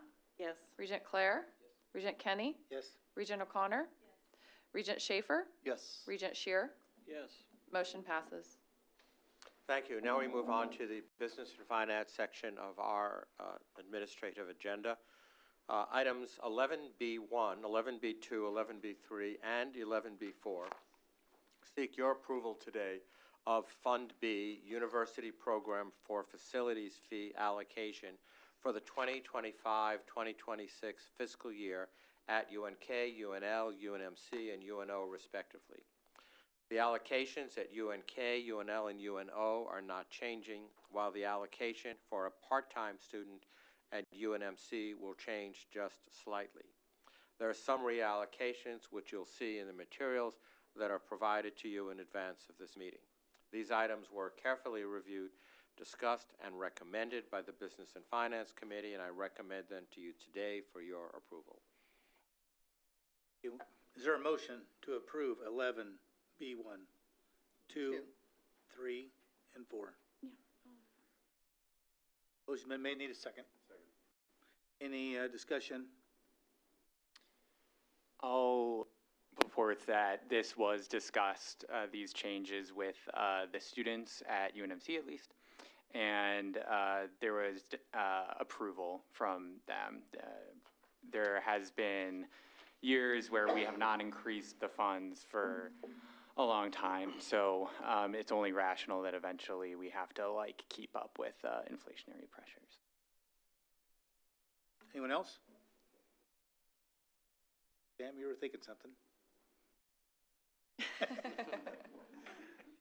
Roll call vote, please. Regent Wilkins? Yes. Regent Schroeder? Yes. Regent Lacey? Regent Calamari? Yes. Regent Whites? Regent Wilmot? Yes. Regent Clare? Regent Kenny? Yes. Regent O'Connor? Regent Schaefer? Yes. Regent Shear? Regent Stark? Yes. Motion passes. Thank you. Item 11B5 seeks your approval today of the University of Nebraska's operating budget for the fiscal year 2025-2026. The University of Nebraska's proposed operation budget delivers a fiscally conservative proposal that maintains our affordability and requires us to make significant spending cuts while also making room for strategic investments that will move us forward in our goals for academic excellence. The key elements of the 2025 operating budget include a 0.625% increase in state appropriations, significantly lower than the inflation-based 3.5 request that we were asked to submit and was submitted by the Board of Regents last August. Inflationary pressures being put upon the operating and payroll costs, as well as other state and federally funded challenges, will require all academic and business units to reprioritize their spending to manage inflationary increases and funding reductions. We will need to continue to reduce spending and make increasingly difficult choices to ensure fiscal discipline, as we have done for the past decade, and as I said earlier, having taken over $100 million in budget cuts over the last decade, in addition to countless internal reallocations and internal efficiencies. Affordability and accessibility remain the university's top priority, and this increase, which averages to be a 5% tuition increase over the prior year, will ensure Nebraska's tuition rates remain low when compared to our peers, and many times the very lowest to our peers across the country. This item was extensively reviewed, discussed, and debated, and recommended by the Business and Finance Committee, and I recommend it to you today for your approval. Is there a motion to approve 11B5? Is there a second? Yes. Discussion. I'll start, unless you want to go. Go ahead. President. I'd just like to commend the work of President Gold and our government relations team and Ann Barnes. I was able to see only a glimpse of the work that our president is doing, staying on top of all of our funding challenges when we went to Washington, D.C. And I just wanted to say thank you. If that original 2.07% decrease in funding proposed originally wasn't changed, we'd been considering a much larger tuition increase today. But as you said earlier, I think we do need to address the future of how we go about advocating for these unfunded mandates, which will make up almost $10 million of the budget this next year. When we sent our party to the Appropriations Committee, we sent neutral party and I believe a proponent for the unfunded mandate. And there's outside lobbying as well, most likely with against these unfunded mandates. But in the future, I think we need to commit to a stance and advocate accordingly. I think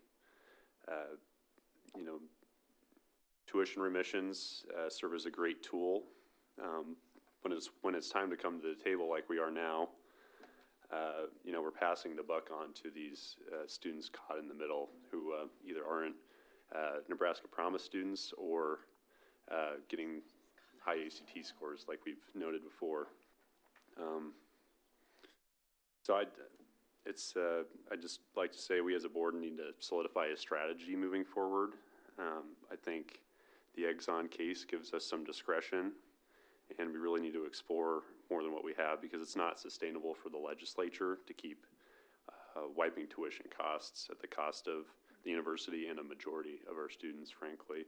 I'm going to vote yes on the increase, as I believe it's a means to alleviate the cuts that will have a far greater impact than if it is not increased, but I really believe we should consider changing our approach. Jim? I have a problem, and I understand both sides, but what we have seen, at least in the last couple of years that I've been part of the board, which is not as long as most of you, but we've noticed that the legislature is working very hard to reduce property taxes, and I was there and I understand the need for that. But at least what I've noticed substantially in the last several years, that it's come at the cost of other institutions. And when we're taking funds away from publicly supported educational units, only to provide funding to those that are currently funded by property taxes, and in order to reduce that burden, going back to my we're robbing Peter to pay Paul. And it's been at the expense of the university system, certainly, this year. And it is what it is, but I'm hoping that the legislature will have the ability to look deeper into their budgeting process to see what happens when you reduce the funding to the university. We have limited ways of providing additional funding. Those property tax entities that they have been funding are still having the ability to pick up any of their shortfalls via property tax. They don't have a problem with that. And yes, they can reduce their property tax asking, but we can't. The only avenue we have is either to go out and find more students, and I think that pie is probably about as big as it's going to get, so we will have to steal students from other institutions, either in state or out of state, or we increase the tuition. And certainly those people that are paying the tuition are getting the benefits of the education, but it's also part of our land-grant institution that we provide that education. So I'm certainly going to vote for it, but I think as a state, people need to be better addressed on how the funds are being utilized. Because right now, and I understand those that have high property taxes. I mean, all of us would like to have lower ones, but we all want the same services, and you are not going to have the same services available to everyone and every entity if you keep shifting from one to the other without raising some additional funds. And as of yet, that's the quandary, because this year especially, from a legislative standpoint, their funds were diminished. And it was like, oh my God, now what are we going to do? And when I see those additional funds going to those entities that are property tax supported and still have that ability, that's sort of an irritant. If the state is going to take over those responsibilities, then they can certainly have local control, but they then shouldn't have the alternative funding mechanism. They're in a no-lose situation. The only one that's in the lose-lose situation is the university system. And I'm hoping in the future that not only the Appropriations Committee, because they only develop the budget, everybody has to vote for it. So there's 49 senators out there, and I think it behooves each and every one of the regents to make sure that you contact as many of those legislators that you know, and make them abreast. Because sometimes you only know what you know, and there are other options available. So that's my 2 cents worth. It's probably not worth that much, but maybe got a penny of thought. So Inflation. Barbara. Yeah. It seems to me that, well, first of all, I want to say this is a very painful day for me. And seeing the forced changes in programs that we love and appreciate reminds me that we need to keep in mind the return on investment that we provide for the state's well-being economically. And I think if we think about it, this is an investment in our future economic well-being. I think it presents a different sort of emphasis. And I would hope that as we go forward, we're able to do a great job of collaborating with our unicameral around the fact that this is a business, this is a lose business when you can exchange $1 for a 10 in return, and then you cut the resources to do that. And I truly hate seeing this financial burden shift to students. We have so many students that, and I taught at UNO for 15 years. And I saw how they struggle. They have 3 jobs, and every time we have to do something like this, we lose some. And that's very painful to me, because I think it is our mission as a land-grant university to bring education to everybody that wants it. And to be doing this really hurts. And I appreciate so much the hard work that our campuses have done to try and find every dollar and use it well. And I appreciate the board and Sam's comments and Jim. Well, I should call you by your regent name, sorry. But I just want you to know that I, as a regent, am committed to finding a better way to get our message across about what an investment in the future this is for the whole state, and not just educational enterprise. It's about our economic well-being in the future, and we need to be paying attention to that. Thank you. Thank you, Regent. Chancellor Lee, I think, was next. Thank you, Chair, for giving me a chance to speak. I am very touched by the Regent's comment discussion today, and I do believe University of Nebraska is the biggest economic engine in the state of Nebraska. And the success of the state in the future really relies on how successful the students producing professionals for our workforce development. So at UNO, as the urban campus, we received the lowest disproportional distribution of the state, and yet regarding the unfunded mandate, we represent the highest amount. We have to figure out, and I do agree, sometimes is to shifting the cost from one student to the other. Is that fair? It's for the Nebraskan to decide on that. So I really appreciate today's comment, and I'm here to speak for our urban campus. We can no longer to run a university with unsustainable financial future. So thank you very much. Regent's next. Yes, yeah, please. Thank you.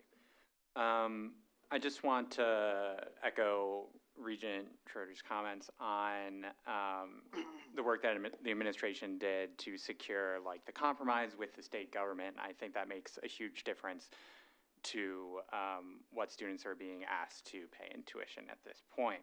But I think that this budget does reflect the continued underinvestment in higher education that we see on a state and federal level, and this problem is unlikely to go away in the future. I will vote yes on this because we have to keep the lights on and we have to pay staff. But it's a sad time when a state that I think is very egalitarian and very believing that everybody should have the opportunity to do as much as they can with the abilities they are given, that we would basically ask people to pay upfront a large amount of money or take on large amounts of loans, increasingly larger amounts of loans, when some people just can't afford that, and they might be denied an education because of their financial situation and not because of any abilities of their own. So with the fact that I will support this because I feel like we kind of have to for the university system. I do want to say that with the students footing more of the university budget, I think we have to find new ways to include and value student opinions and priorities on all of our campuses. Because as we shift away, and I'm not saying that the state allocation isn't the majority of the funds that we get, at least for this section of our budget, but probably every year for the foreseeable future, students will be a higher percentage, and we have to find new ways to value that input of funds that students are giving. Regent Claire. I've got a variety of thoughts in no particular order on this, and so I'm just going to kind of rapid fire.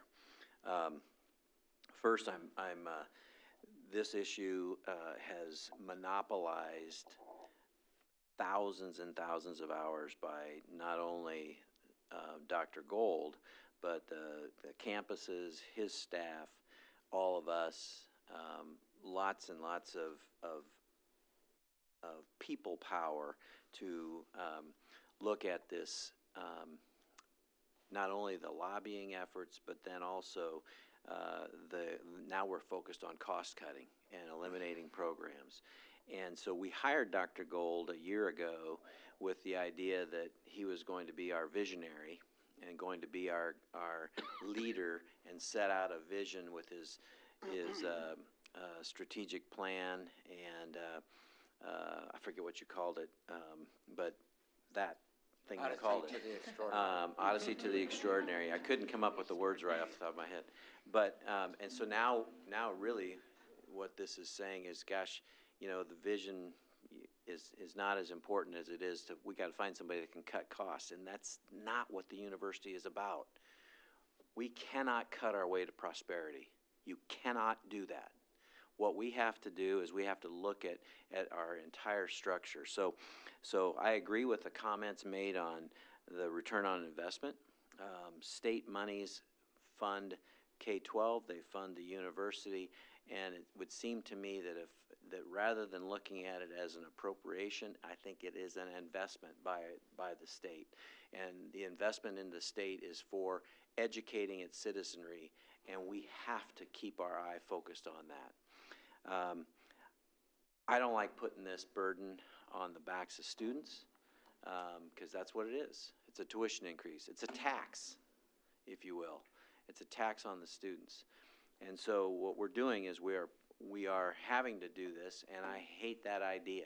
I don't like putting monies on the back of students. But we also have a fiduciary duty to do what's in the best interest of the university, and that duty is to educate and prepare students, provide faculty with research opportunities, and grow our institution for the benefit of the entire state. Sam, you talked about change the approach, and I could not agree with you more, because I think the approach that we've been doing ebbs and flows on $8 corn versus $4 corn. And I've said this 1,000 times, and I'll say it again. 100 years ago, the state of Nebraska had a population of 1.25 million people. Today, 100 years later, we are at 1.9 million people. It is a people problem. We don't have enough people in this state, so we have got to figure out a way, and cutting property tax is not the answer. The answer is that we don't have enough people to broaden the tax base. And so, you know, Iowa doesn't have this problem, but they got 1 million more people than we do. So we have to figure out how we're going to grow our state. And the university has to be at that table. And the university's role in the past, we show up every 2 years on I Love NU Day, and we have no other meetings with the legislature, private sector on a summit where we are working together to figure out where are we going to be as a state in 5 years, in 10 years. What are we going to shoot together for? What are we aiming for to become the best possible state and do the best thing we can? And instead, we operate in silos. The university's over here, state government's here, business sector over here. Now, there's interactions, but not a summit where we are all working together beyond just the I Love NU Day, but instead throughout the entire year, and we're figuring out how we're gonna get to where how we're gonna get to the promised land, because continuing to cut is not, again, going to get us to prosperity. So I would propose that yes, I'm going to vote in favor of this, but I would propose also that we take the initiative to contact our legislature, like Jim was saying, and sit down with key leaders within the legislature and key business leaders and figure out what this state's going to look like in 5 years and in 10 years, and then we go get it, because we've got resolve, we've got tenacity, we can do that, and we're a hard-working state, and we're a hard-working people that love this state, and I would propose that we change the approach to be one of vision rather than cutting. And so I like your idea of changing the approach. Maybe a little bit different than what you had envisioned, but nonetheless, I think it is important and imperative for our state. We cannot operate on $8 corn versus $4 corn, because we're going to have some great years, and then we're going to be right back in the same situation. Thank you. Jack. A lot of things. I just want to add one point that really affected me. Last time we did this, raising tuition, our student regents spoke up, and every one of them said one thing: we will gladly pay this tuition increase if it helps us to get a better education. And if it's your professor, if it's your mentor, and that $1.5 average $1 million you're going to make the rest of your life, it makes a difference. Nobody wants to raise this, but I was impressed that all of you as student regents brought that up and offered to do that because you want a better education. We are not ranked that high for a lot of different reasons, but we need a better education, and this will help us instead of cutting professors. Anyone else? Libby? I'll be brief because I agree with everything that's been said thus far, but as a student, I completely agree. I want my education to mean something, and that means funneling money into our institution. And when you have lower state dollars coming, unfortunately, that means tuition increase, and I know nobody around this table wants that to happen, but we certainly need to uphold the value of our education, which I think is what we're going to do today. Well, I have several comments. Some I'll try to keep to myself. But I didn't support the 3.5% tuition increase last year. Now we're jumping 5%. So add that up, 8.5% now.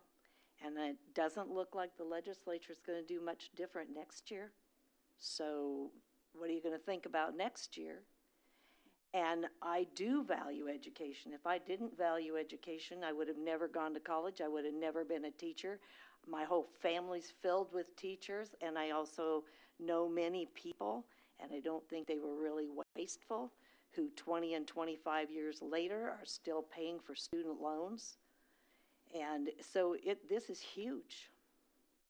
And it's going to impact a lot of students, and I do believe we're going to have kids now that toss the towel in and go into college. So we are going to impact a lot of lives. And you say you can't cut your way to prosperity, and I'm not just dinging on you individually. That is a cliche. But I'm going to tell you what, if you don't make cuts, you're not going to survive the high waters we're getting into. And I know cuts are painful. I've worked for state government for over 20 years, and I know in the correctional system when they said this is all you get in your bucket and we're cutting and people had to pick up extra things they were doing, all of that is painful. I get that. But I do think, as unpopular as it's going to be, there's some cuts that we need to look for that are not really going to impact the quality of our education that much. And I know for all the whole room of educators, that's not a popular message, but I do think we're going to have to do something along that line, whether it's, I don't know what, less trips, less whatevers. But I just bleed for these students. I was one that didn't come from piles of money and nobody paid for my education. I am one of them that paid for a very long time, and it didn't cost near this much in those days. And it's very hard. I have grandkids, and when you talk to them about going to college and they can see a job that's sitting here right now today, it's hard to sell the fact that this could mean $1 million to you 20 years down the road. They just don't get that. My big concern, and I know you're not the legislature, so I don't need to preach to you, but I do communicate a lot with legislators and have for 30 years, because there's a lot of things that they approve in legislation that, quite frankly, I call it bleeding heart issues. You know, it sounds good, you want to do it for people, but I think that's where some of our communication as just people in general, the public in general, really needs to communicate and watch what their legislators are doing, because they get pressure from all sides, and they want to meet all needs, and they want to fill everybody's bucket too. And I think we're just going to have to speak up more and hopefully emphasize the fact that education is critical. But I thank staff, I thank Dr. Gold, because I know you have just worked and worked, and I know to try to dream up where we can make another cut is very hard. It takes tremendous amount of hours and efforts and laying awake at night, I'm sure, sometimes to try to figure out what that might be. And so I appreciate much of what's in here, but for position-wise, for making the statement, I will vote no today because I just can't swallow this 5% tuition for students, knowing that 26, 27, we're probably going to be right back here at this table having this same conversation. You know, I agree that it is very hard to students, and I have a lot of friends that are going to be paying off their student debt for the rest of their life. I do want to point out that in the last, I think 2 years or 3 years, we have cut $108 million out of our budget, and I think President Gold, and correct me if I'm wrong, but I think even this budget is cutting out $20 million.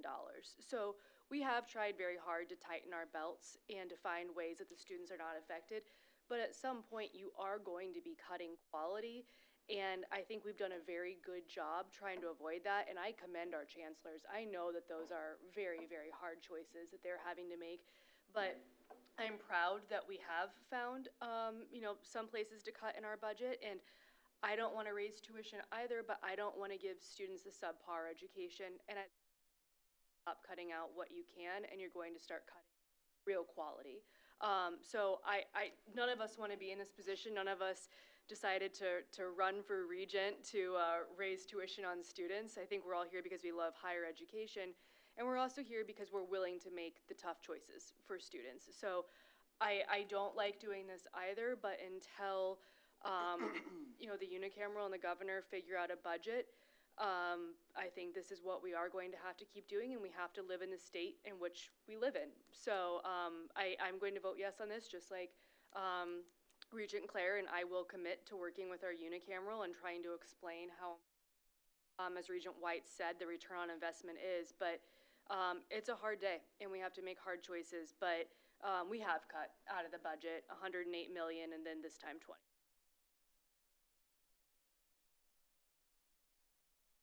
Well, not to belabor the point, but one, nothing stays the same.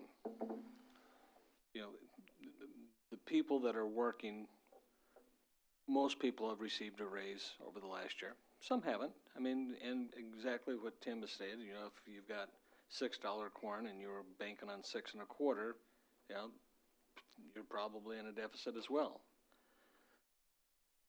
But I think Liz's point is very accurate. The university has done substantial cuts, not just since I've been here, because that's only been the 3 years, but over a longer period of time.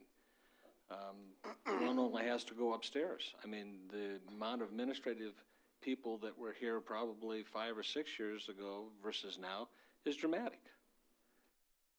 And, you know, you talk about the cliches, and, you know, it's, you know, you hear, well, you're just going to have to do more with less.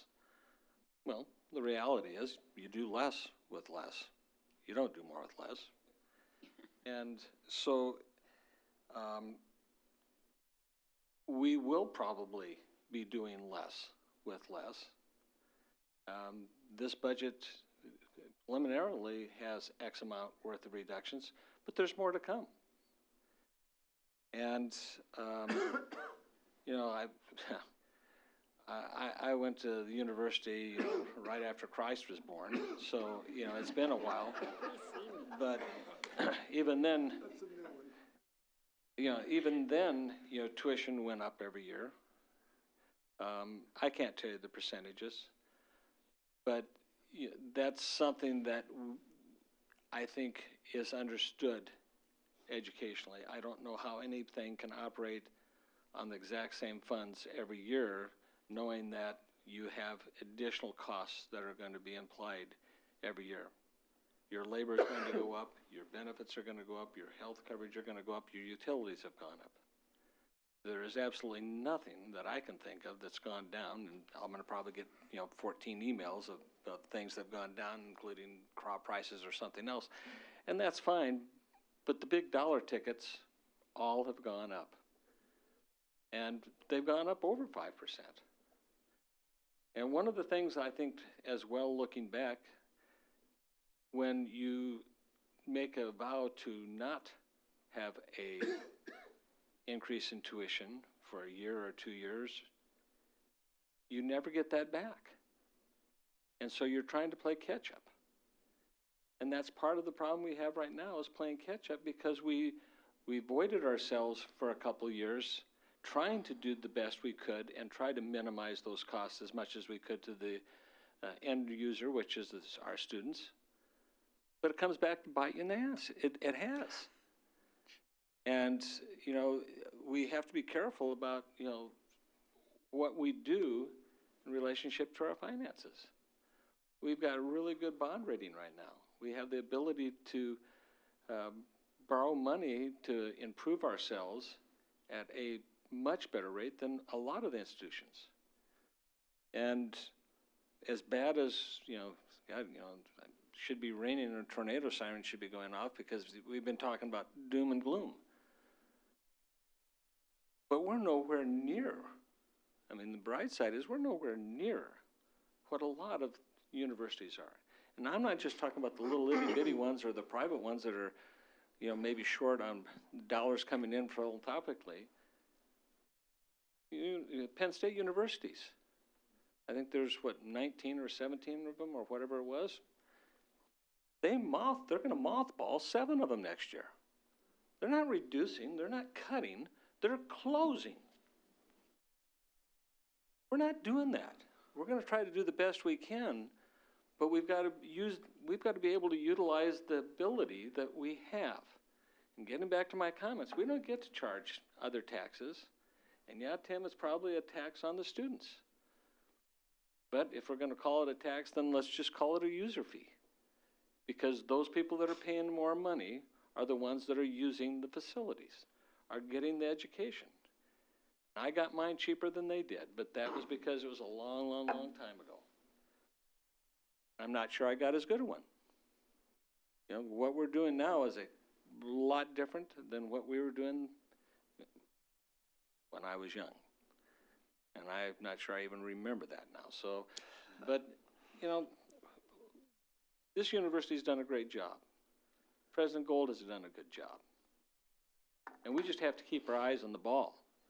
And there's a lot of different ways. As my kids earlier in life, I live in Norfolk, and I said, there's a lot of different ways you can get to Madison, which is about 15 miles south of us. Now, you can head north on 80, and it's just going to take you a heck of a lot longer to get to Madison going that way and coming back up than if you simply went south. So I don't know what's the best direction. I'm not telling you to put the car in reverse or to take a left or take a right, but we've got to look at every avenue, figure out what we're going to go, and get from A to B, and do it as practically and as beneficially, ultimately, to our students, which brings value to the state. That simple. Thank you. Just from like a numbers game, like undergraduate students maybe paying like hundreds of dollars more per semester. And for some programs in UNMC that are even more expensive, it might end up being, $1,000 a semester more. And so I can see the point that like this is going to be a huge financial burden on students. But as a fourth-year medical student, I would love to try to convince you that I shouldn't have to pay $1,000 more next semester. But if I did that, when we come back next year, that number might be $2,000 more a semester. And is that fair to the like future student that I got to like kind of take the free ride of not paying more next semester, and then they'll just be hit with like the check on the back end.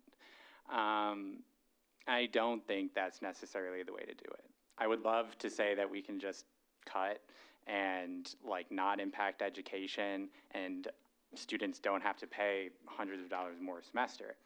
But I think that for the future students, that is an abdication of responsibility. You know, in a lot of conversations that I've had with people, I've been like telling people that yes, we are representing the people of Nebraska right now, but yes, we are also representing the people of Nebraska for future generations. And unfortunately, this is a decision that has to be made, and it's not something that we can continuously keep kicking down the road, because in X amount of years, it's going to have to go up 10 to 15%. And that's not something we can do to those future students. It has to be gradual, and starting with 5%, I think, is very doable for these, students. And granted, my parents aren't paying for my education. I am paying for my education. I've worked very hard, gotten a lot of scholarships, along with a multitude of other students within the NU system. And unfortunately, this is a decision that's going to be put on our backs, but we are all willing to work towards an education. That's why we're here. Rob? Well, I'm going to vote no on this. It's just a matter of looking economically. If we look across our state right now, there are so many people out there struggling, especially in the rural parts. And yes, a lot of that really is tied directly to agriculture. I'm looking right now, the corn, you sell your corn right now for this fall, it's $3.96. You sell your soybeans, it's $9.88.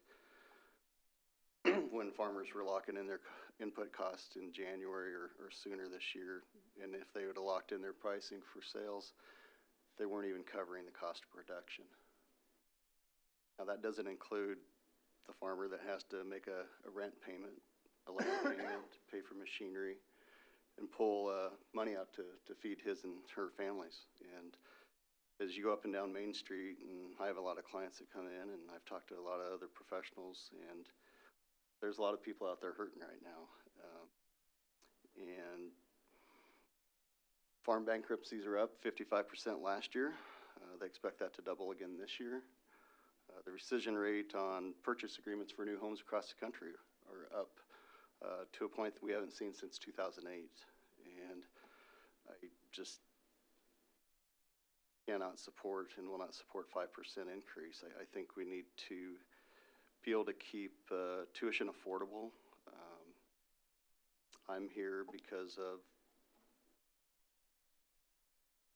affordable tuition. I had to join the Guard when I was 17 to help pay for my college. And I remember during the farm crisis when the bank actually came and sold my parents' farm out from under them at that point in time, and those struggles that come along with that.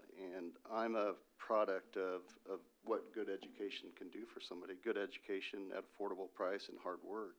And I'm living the American dream because of, in part, the education I've received here. But I think it's really important that we keep our eye on that as well. And I do agree, we can't always cut our way to prosperity, but I do think we're probably at a point in higher education where we really need to look in the mirror and face some hard truths and be willing to look at and think about it maybe in another way. And maybe it's not cutting our way, but how do we grow the enterprise? And perhaps more importantly, maybe it's time we look at a serious restructuring of our university and how we do deliver our goods and services and education to our students in the research that we conduct. And I would like to take this as an opportunity that we actually do that over the course of the next year, that we have some serious, hard, tough discussions about what the university is going to look like, not next year, but 5 years from now and 25 years from now, because I think that's really important. Because I think if we don't, we're going to miss the boat, and we're just going to be like any other ordinary university, and, woe is me, we've got higher tuition and less tax money coming in from the legislature. But at some point, we've got to figure it out on our own and make some serious changes. And I'm looking forward to actually having this discussions with every one of folks here at this table. And although it's a crisis and it's a tough situation right now for a lot of people, let's not let a good crisis go to waste and use this as an opportunity to rethink how we should operate going forward as a university. Thank you. Anyone else? Yes, Chairman's preference, but my last comment would be before we vote is that in our energy business, we subscribe to statistics on where we sit, cost of production, those kind of things. And I have to say, I only looked at the Big Ten, didn't look at Kearney, didn't look at Omaha in their conferences, but we, with 5% increase, would be near or at the bottom of the Big Ten. And so I commend our staff for being there, and I don't know how much you can ask of that when you're there. You're in a good spot, and I'm proud of where we're at, and we'll compete with anybody, and have agreed with about every comment at this table, and we all need to do better, and we have a runway to do it. So at that, I would call roll. Regent Schroeder? Yes. Regent Lysy? Yes. Regent Calamari? Yes. Regent Wilkins? Yes. Regent Wilmot? No. Regent Claire? Yes. Regent Kenny? Yes. Regent O'Connor? Yes. Regent Schaefer? No. Regent Shear? Yes. Regent Stark? Yes. Regent Whites? Painfully, yes. Motion passes. Thank you. Item 11B6 seeks your approval for the Nebraska College of Technical Agriculture's 2025-2026 operating budget. NCTA's operating budget assumptions are similar to those used for the university. Expenditures, including compensation, are estimated and subject to the availability of state funds appropriated by the Board of Regents, as they are for the remainder of the university. The tuition rates are based on the state of Nebraska's current budget and, of course, are subject to change based on the discretion of this board. This item was reviewed and recommended by the Business and Finance Committee, and I recommend it to you for your approval. Is there a motion to approve 11B6? So moved. Second? Second. Any discussions? Vote, please. Regent Lysy? Yes. Regent Calamari? Yes. Regent Wilkins? Yes. Regent Schroeder? Yes. Regent Claire? Regent Kenny? Yes. Regent O'Connor? Yes. Regent Schaefer? Yes. Regent Shear?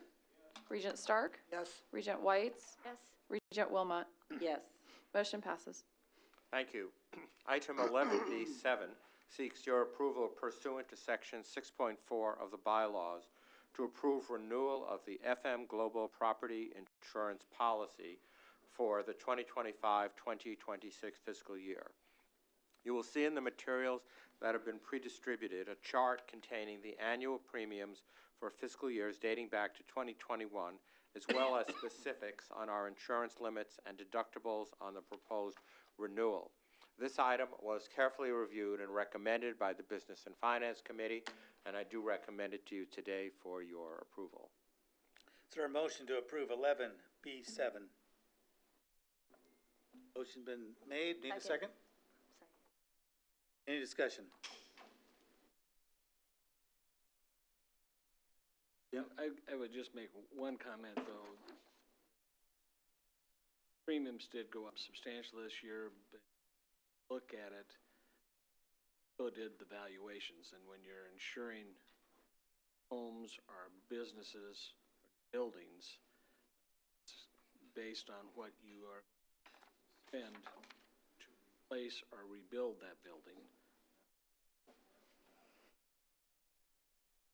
So when I looked at that, I looked at the valuations, and the valuation 6-8%. Premium went up maybe 10 or 11%. Vast majority of that increase due to the value of buildings. That's based on what it would build those buildings. So correlation there jumped. It's realistic. You aren't going to build this building for the same value. That's, people a lot of times, very difficult time realizing that because you, especially in smaller rural towns, you can buy an older home there for not a lot of money. And then all of a sudden they go to insure it and the insurance value is probably 2-3 times what they paid for it. That's the difference, is what it costs to replace something versus what you, that's where the valuations come in. And as much as I don't like anything going up, a lot of this is just Anyone else? I believe I did read where Nebraska's insurance rates were, the increase this past year, were one of the highest in the country, and I believe it came in at 22%. Yet another example of uncontrollable costs. Anyone else? Roll, please. Regent Calamari? Regent Wilkins? Yes. Regent Schroeder? Yes. Regent Lacey? Yes. Regent Kenny? Regent O'Connor? Yes. Regent Schaefer? Yes. Regent Shear? yes. Regent Stark? Yes. Regent Whites? Regent Wilmot? Yes. Regent Clare? Motion passes. Thank you. Item 11B8 seeks your approval of the interlocal cooperation agreement with the Nebraska State Patrol for supplemental security and law enforcement at UNL events. Under this interlocal cooperation agreement, the Nebraska State Patrol, better known as the NSP, will provide approximately 11 to 25 officers for designated UNL events, which may include but are not limited to football games, volleyball games, and concerts, in addition to the UNL PD officers working at these events. NSP estimates the cost per officer to be an average of $90 per hour, with NSP officers working 3 to 8 hours per event. The interlocal cooperation agreement will be in effect until June 30th, 2027. This item was also reviewed and recommended by the Business and Finance Committee, and I recommend it to you today for your approval. Their motion. Motion's been made and seconded. Any discussion? And this is from UNL's budget? It's for the athletic events, it's from the athletic department's budget. Okay. Is that correct? And Non-tax dollars. Anyone else? Roll, please. Regent Wilkins? Yes. Regent Schroeder? Yes. Regent Lacey? Yes. Regent Calamari? Yes. Regent O'Connor? Yes. Regent Schaefer? Yes. Regent Shear? Yes. Regent Stark? Yes. Regent Whites? Yes. Regent Wilmot? Yes. Regent Clare? Regent Kenny? Yes. Motion passes. thank you. And the last item in the Business and Finance part of our agenda today is 11B9 that seeks your approval for the guaranteed maximum price, the GMP, for the UNMC infrastructure project. Myers Carlisle Leapy Construction Company, better known as MCL, has been selected as the CMR through University of Nebraska sole source purchase as approved by Jen Bartholomew. The GMP contract will be in the standard form and executed only within scope, schedule, and budget previously approved by the Board of Regents. Upon execution, the GMP contracts will be reported through the standard contract reporting process to this board with periodic updates. This item was reviewed and recommended by the Business and Finance Committee, and I recommend it to you for your approval. So is there a motion to approve 11B9? Second? Second. Any discussion? Roll, please. Regent Schroeder? Yes. Regent Lacey? Yes. Regent Calamari? Regent Wilkins? Yes. Regent Schaefer? Yes. Regent Shear? Yes. Regent Stark? Yes. Regent Whites? Yes. Regent Wilmot? Yes. Regent Clare? Regent Kenny? Yes. Regent O'Connor? Yes. Motion passes. Thank you, Regent Kinney. I now return the program to you for the remainder of the agenda. Item 11C1 seeks your approval on certain changes in chapters 1 through 3 of the bylaws, University of Nebraska Board of Regents. These changes have been reviewed previously by committee and published for information at the April 11th, 2025 meeting of the board. The item was reviewed and recommended by Academic Affairs Committee, and I recommend him for your approval. Is there a motion to approve 11C1? I make a motion to approve with the exception that Chapter 1.1.6.d be removed.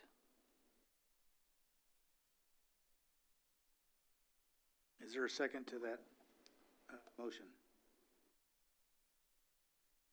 For clarification, would that be the, on the document given out, would that be the second point?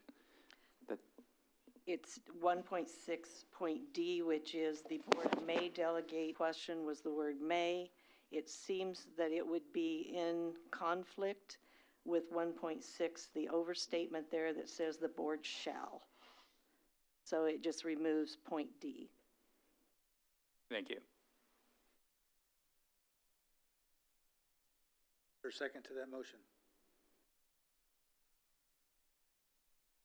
Seeing no second, we're still looking for a motion for 11C1. I'll second it. Any further discussions on 11C1?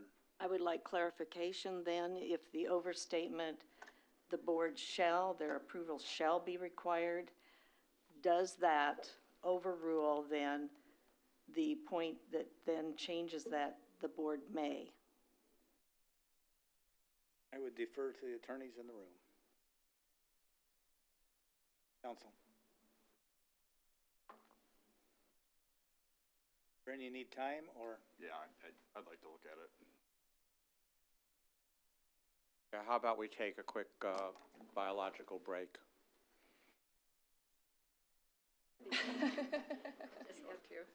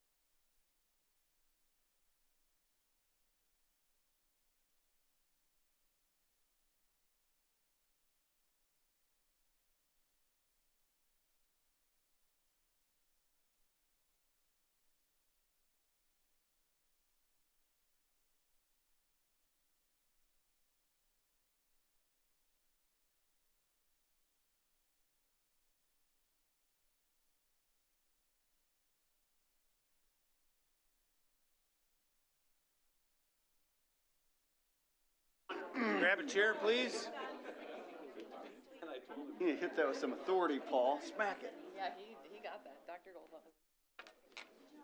We had a little issue. No paper towels in the restroom. Uh-oh. I went and got the paper towels. You don't know, but it's Okay, we're back.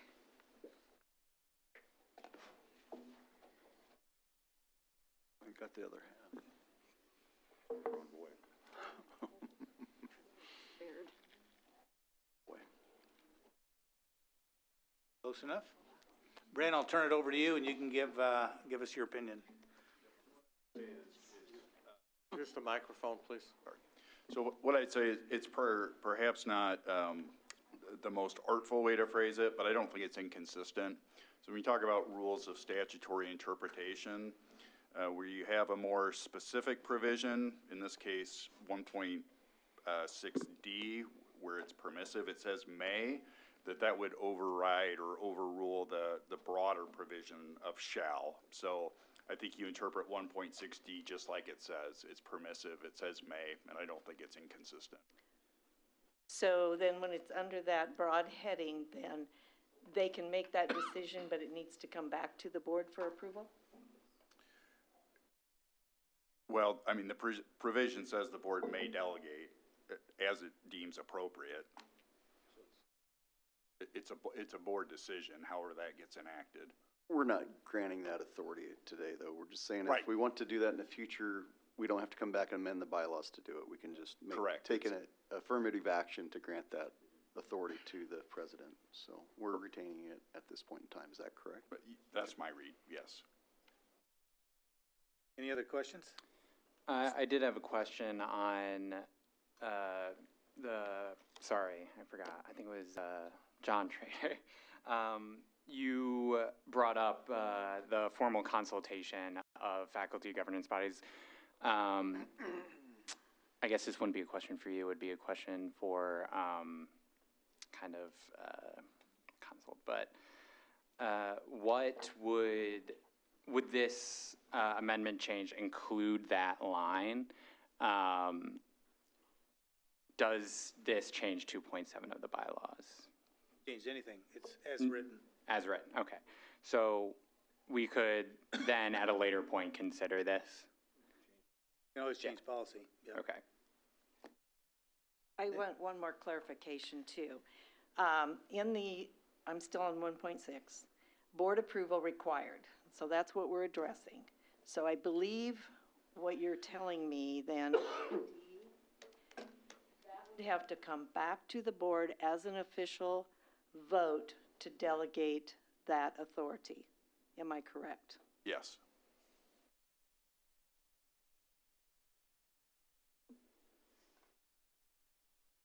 Anyone else? Roll, please. Regent Lysy? Yes. Regent Calamari? Yes. Regent Wilkins? Yes. Regent Schroeder? Yes.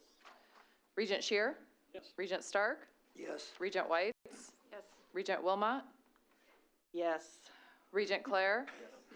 Regent Kenny? Yes. Regent O'Connor? Regent Schaefer? Yes. Motion passes.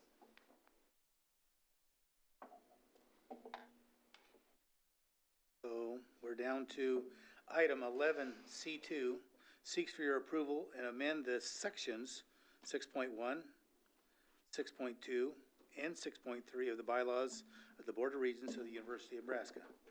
The proposed amendments makes necessary changes in the university's policy regarding purchasing and/or disposing of property, as well as changes in the process with respect to facilities, entering into contracts, capital planning, and development.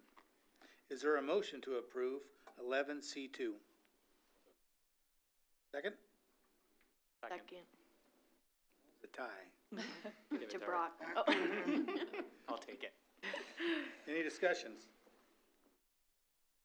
I believe there's a lot of hard work put into this by folks here at Varner Hall and facilities here in Lincoln and Omaha to review these changes, and I think they're quite appropriate and going to support them. I also just like to compliment the people who worked really hard. This has been a long time in coming to get this section of our policies aligned with what we really need to do for future programs. And so thank you to Ann Barnes and to Brent and others. Thank you. Anyone else? Roll, please. Regent Calamari? Yes. Regent Wilkins? Yes. Regent Schroeder? Regent Lysy? Yes. Regent Stark? Yes. Regent Whites? Yes. Regent Wilmot? Yes. Regent Claire? Regent Kenny? Regent O'Connor? Yes. Regent Schaefer? Yes. Regent Shear? Yes. Motion passes. Regent Kinney, there are also numerous reports for the board review. I would point out that report number 2 is the laboratory student and miscellaneous fees for the upcoming academic year.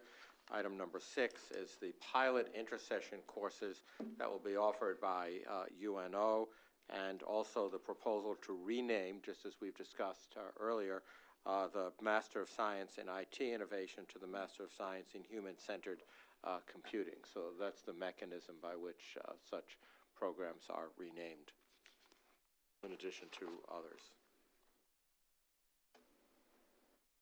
Thank you, President Gold. I accept the reports listed in the agenda on behalf of the board. At this time, is there a motion to go into closed session? So moved. Second? Regent Shear. Yeah. Let me rephrase that, because we have a little legal jargon that we need to utilize. I would move that the Board of Regents goes into closed session as authorized by Section 84-1410 of the revised statutes of the state of Nebraska for the protection of public interest, to prevent needless injury to the reputation of persons who have not requested a public hearing, for the purpose of holding discussion limited to the following subject, and today's subject will be the discussion of confidential personal matters. Second. Roll call, please. We have to discuss. Okay. Discussion first. Closed session. In closed session. Okay. We'll ask everyone to We need to adopt the motion to go into closed session. Okay. We have a primary motion and a second. Okay. Adopting the motion to go into closed session. Calamari? Regent Calamari? Yes. Regent Wilkins? Yes. Regent Schroeder? Yes. Regent Lysy? Yes. Regent Stark? Yes. Regent Whites? Yes. Regent Wilmot? Regent Claire? Regent Kenny? yes. Regent O'Connor? Yes. Regent Schaefer? Yes. Regent Shear? Yes. Motion passes. We're in closed session.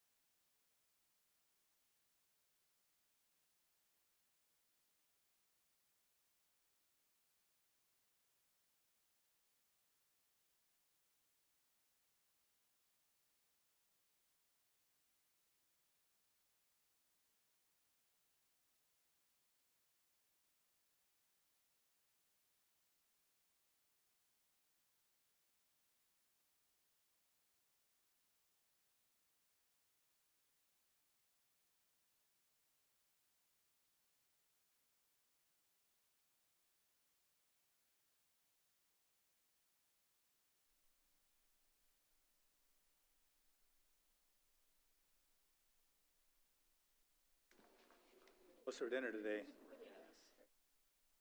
Katie? I'd like to get copies of these. Sure, if you give them to Vanessa, she can make copies for you. You might be able to just take them. Yeah, you can take them. Yep, yep. I think we can be back. We're on? We're on. We're back. They're in the classes. They're in here, I already put them away. Yeah. It is now 11:58, and we're back in session. Is there a motion to approve 11A3? Move it. Is there a second? Yes. Second. I go to Jack. Any further discussion? Roll, please. Regent Wilkins? Yes. Regent Schroeder? Yes. Regent Lysy? Yes. Regent Calamari? Yes. Regent Whites? Yes. Regent Wilmot? Yes. Regent Claire? Regent Kenny? Yes. Regent O'Connor? Yes. Regent Schaefer? Yes. Regent Shear? Yes. Regent Stark? Yes. Motion passes. Before we say this next line, isn't this the time we sign up for summer graduations? The paper's going around. Oh, okay. I missed it. Someone just skipped me. That was the folder You you were handed busy. to me. Sorry. Maybe they were trying to tell you something. That's on purpose. There being no business and there's no objection, we stand adjourned. Thank you. It's 11:59. Okay, yay.